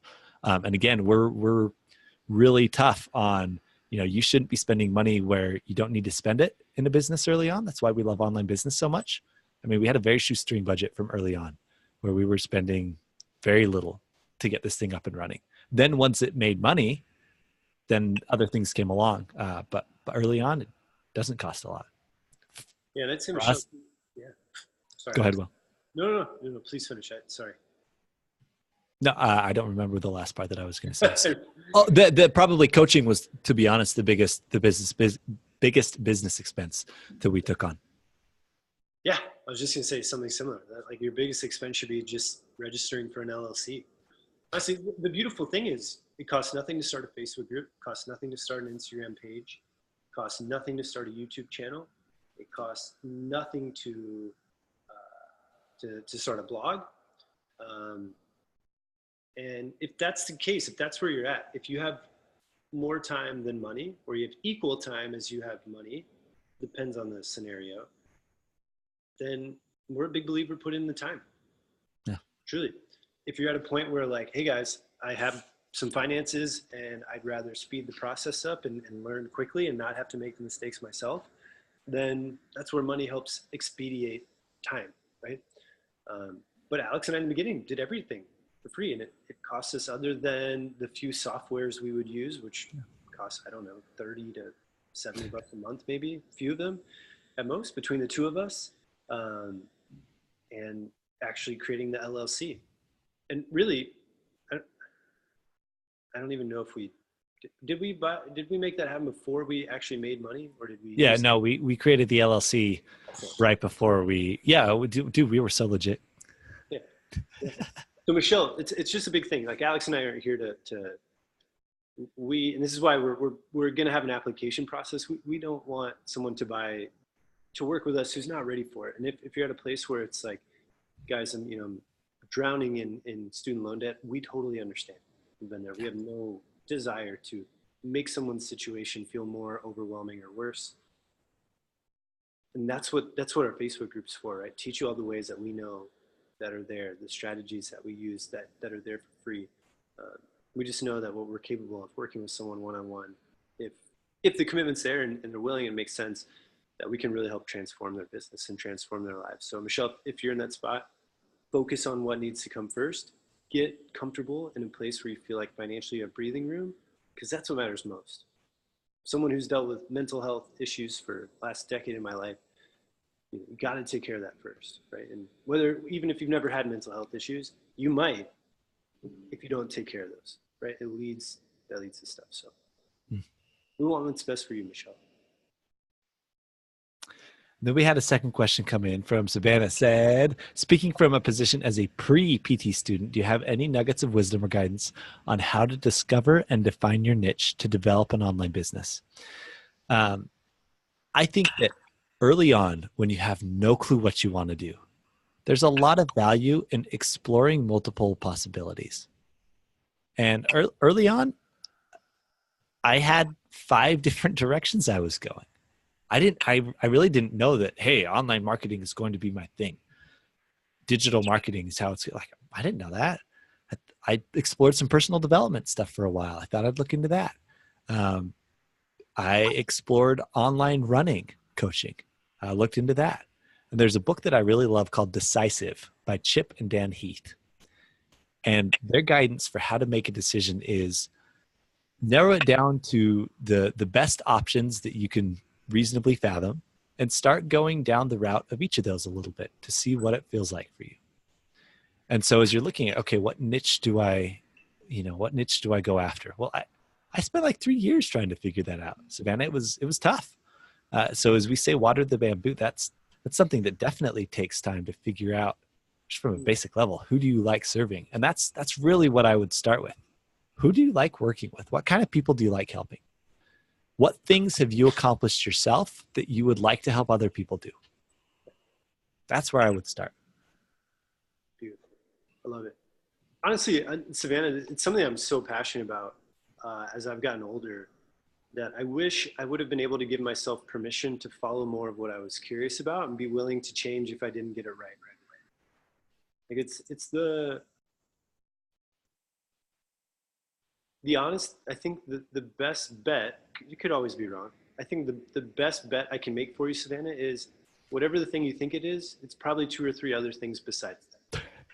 Yeah. And it's just because, when your age doesn't necessarily matter. I'm not sure that the number age matters, but as developing as a human, as you figure more out about yourself, it shifts, right? Your curiosity changes, what you're interested changes in. Alex and I are into online business right now. And who knows, as Alex changes, as his family grows and develops, as I figure out where I'm going in life. Like, things might change, and you might meet someone or meet people who drastically change what is priority to you. And so whatever it is right now that you're curious about, follow it. Just go down that path and see where it leads, and give yourself permission to change if it isn't what you want, or it doesn't feel right. Like, it's okay. I think the biggest thing is we sit and feel paralyzed trying to guess, what is this thing? I hate, I shouldn't say hate. It's not that I hate, but I am really not a big believer of follow your passion. I just think it's so hard when you, well, especially to someone who's young, to a younger person. How do you know, how are you going to know what your passion is, right? Like, I'm 32 years old and I still try to figure out some things that I'm passionate. Like, what I'm passionate about tomorrow might be different than what I'm passionate about today. But I do know that what I'm curious about tends to last a little while. And I feel when I'm curious, I'm excited to learn. And, as I've gotten older, I've gotten more solidified in my beliefs of what I think about things, which has led into passions. But when I was younger, that was so hard for me to just do what you're passionate about. Well, I hadn't lived enough to know everything that I was passionate. I still haven't to figure it out completely. So that's a long-winded thing to say, Sven. I hope that allow yourself to follow your passion or your curiosity within reason, of course. Obviously, nothing to harm yourself, but follow your curiosity. I'm just catching myself. Follow your curiosity, and give yourself permission to change if that changes. So good. I hope you guys have gotten value out of this. If this, as we're wrapping up here, I just want you to put, what was your biggest takeaway? There's a bunch of you on here still. I would love you to just type it in the comments as we finish up. This will be the last question for the night, and really useful for us too. What was your biggest takeaway out of everything we talked about? Talked about planting and nurturing, talked about harvesting, and then expanding, and a bunch of little intricacies, and hopefully some a little bit of personal development and mindset and business in the midst of that. What was your biggest takeaway for this? I would love to know as we finish up. And then again, if you feel like, I'd like to think about this for a little bit. Think about it for a little bit. Send Will and I a message. We'll be happy to send you the link to apply. This is something that's going to start at the end of the month. We're aiming for April 30th for the mastermind to start. And again, we're looking at having somewhere between 8 and 12 people to join. And we're just really excited to work with such good people. That's just the thing that over and over just astounds me in our group. There are just so many good people. And Will and I talk about it all the time. Like, man, that person's so good. And I love it. That's part of why I love online business so much. You're able to attract people like that and find people like that. And it's so redeeming to see that there's so much good in humanity when a lot of the world is showing us or telling us that there's not. So I appreciate y'all for being on here. Those who made it to the very end, holy cow, what rock stars. You guys are amazing. Talk about sitting through a marathon. My goodness, y'all are amazing. Hopefully this was valuable. Just to sort of recap some of what people have said here. Big takeaway from Savannah was most valuable asset is my people. Building trust online equals consistency. I love that. Jeff says, go comment on someone else's stuff and make them feel good. That one coming right from Will. I love that one. Tom says, sharing your path you followed and now giving it to others. Hey, thank you, man. Bringing it to life. I can tell you're both very sincere guys. Thank you, Tom. Appreciate that. And at some point, I want to dig into what you've been doing, Tom. I've only heard good things from Will, but Dean's a big TMR guy. He does total motion release. Super cool. Sweet. Tom Donzo Baker's an amazing guy. Yeah, Tom, I've been a crazy. You've been putting stuff out. I'm a silent follower for a while. I've always been watching. Love it. Crazy how that works. Yeah. Good stuff, man. All right, we'll have to connect after, Tom. For those of you who are on here, thank you so much. By the way, if you made it all the way through the replay, which I know that people do, I would love for you to reach out to Will and I and just send us a message with what your biggest takeaway was. Through Facebook Messenger is probably the easiest way. or you could send us an email if you're not on Facebook, info@adsforpts.com. Just send us a little message. Let us know what was your takeaway and what do you feel like you're going to act on as a result. Elisa says, give yourself permission to change if your curiosity changes. Yeah, that's a good one. Look at you. Will, you're delivering big time tonight. And you were big on the analogies game, man. Your analogy game was so strong tonight. All of this planting, nurturing, harvesting, I'm getting very hungry, and it's like 11:20 at night. I need to. Let's eat, shall we? Let's go eat. I gotta go eat like dinner number 3 now. All right, guys. Have a wonderful evening, or whenever if you're listening on the replay. Hope you're having a great day, and yeah, can't wait to see you guys again soon. Bye, y'all. Thank you so much.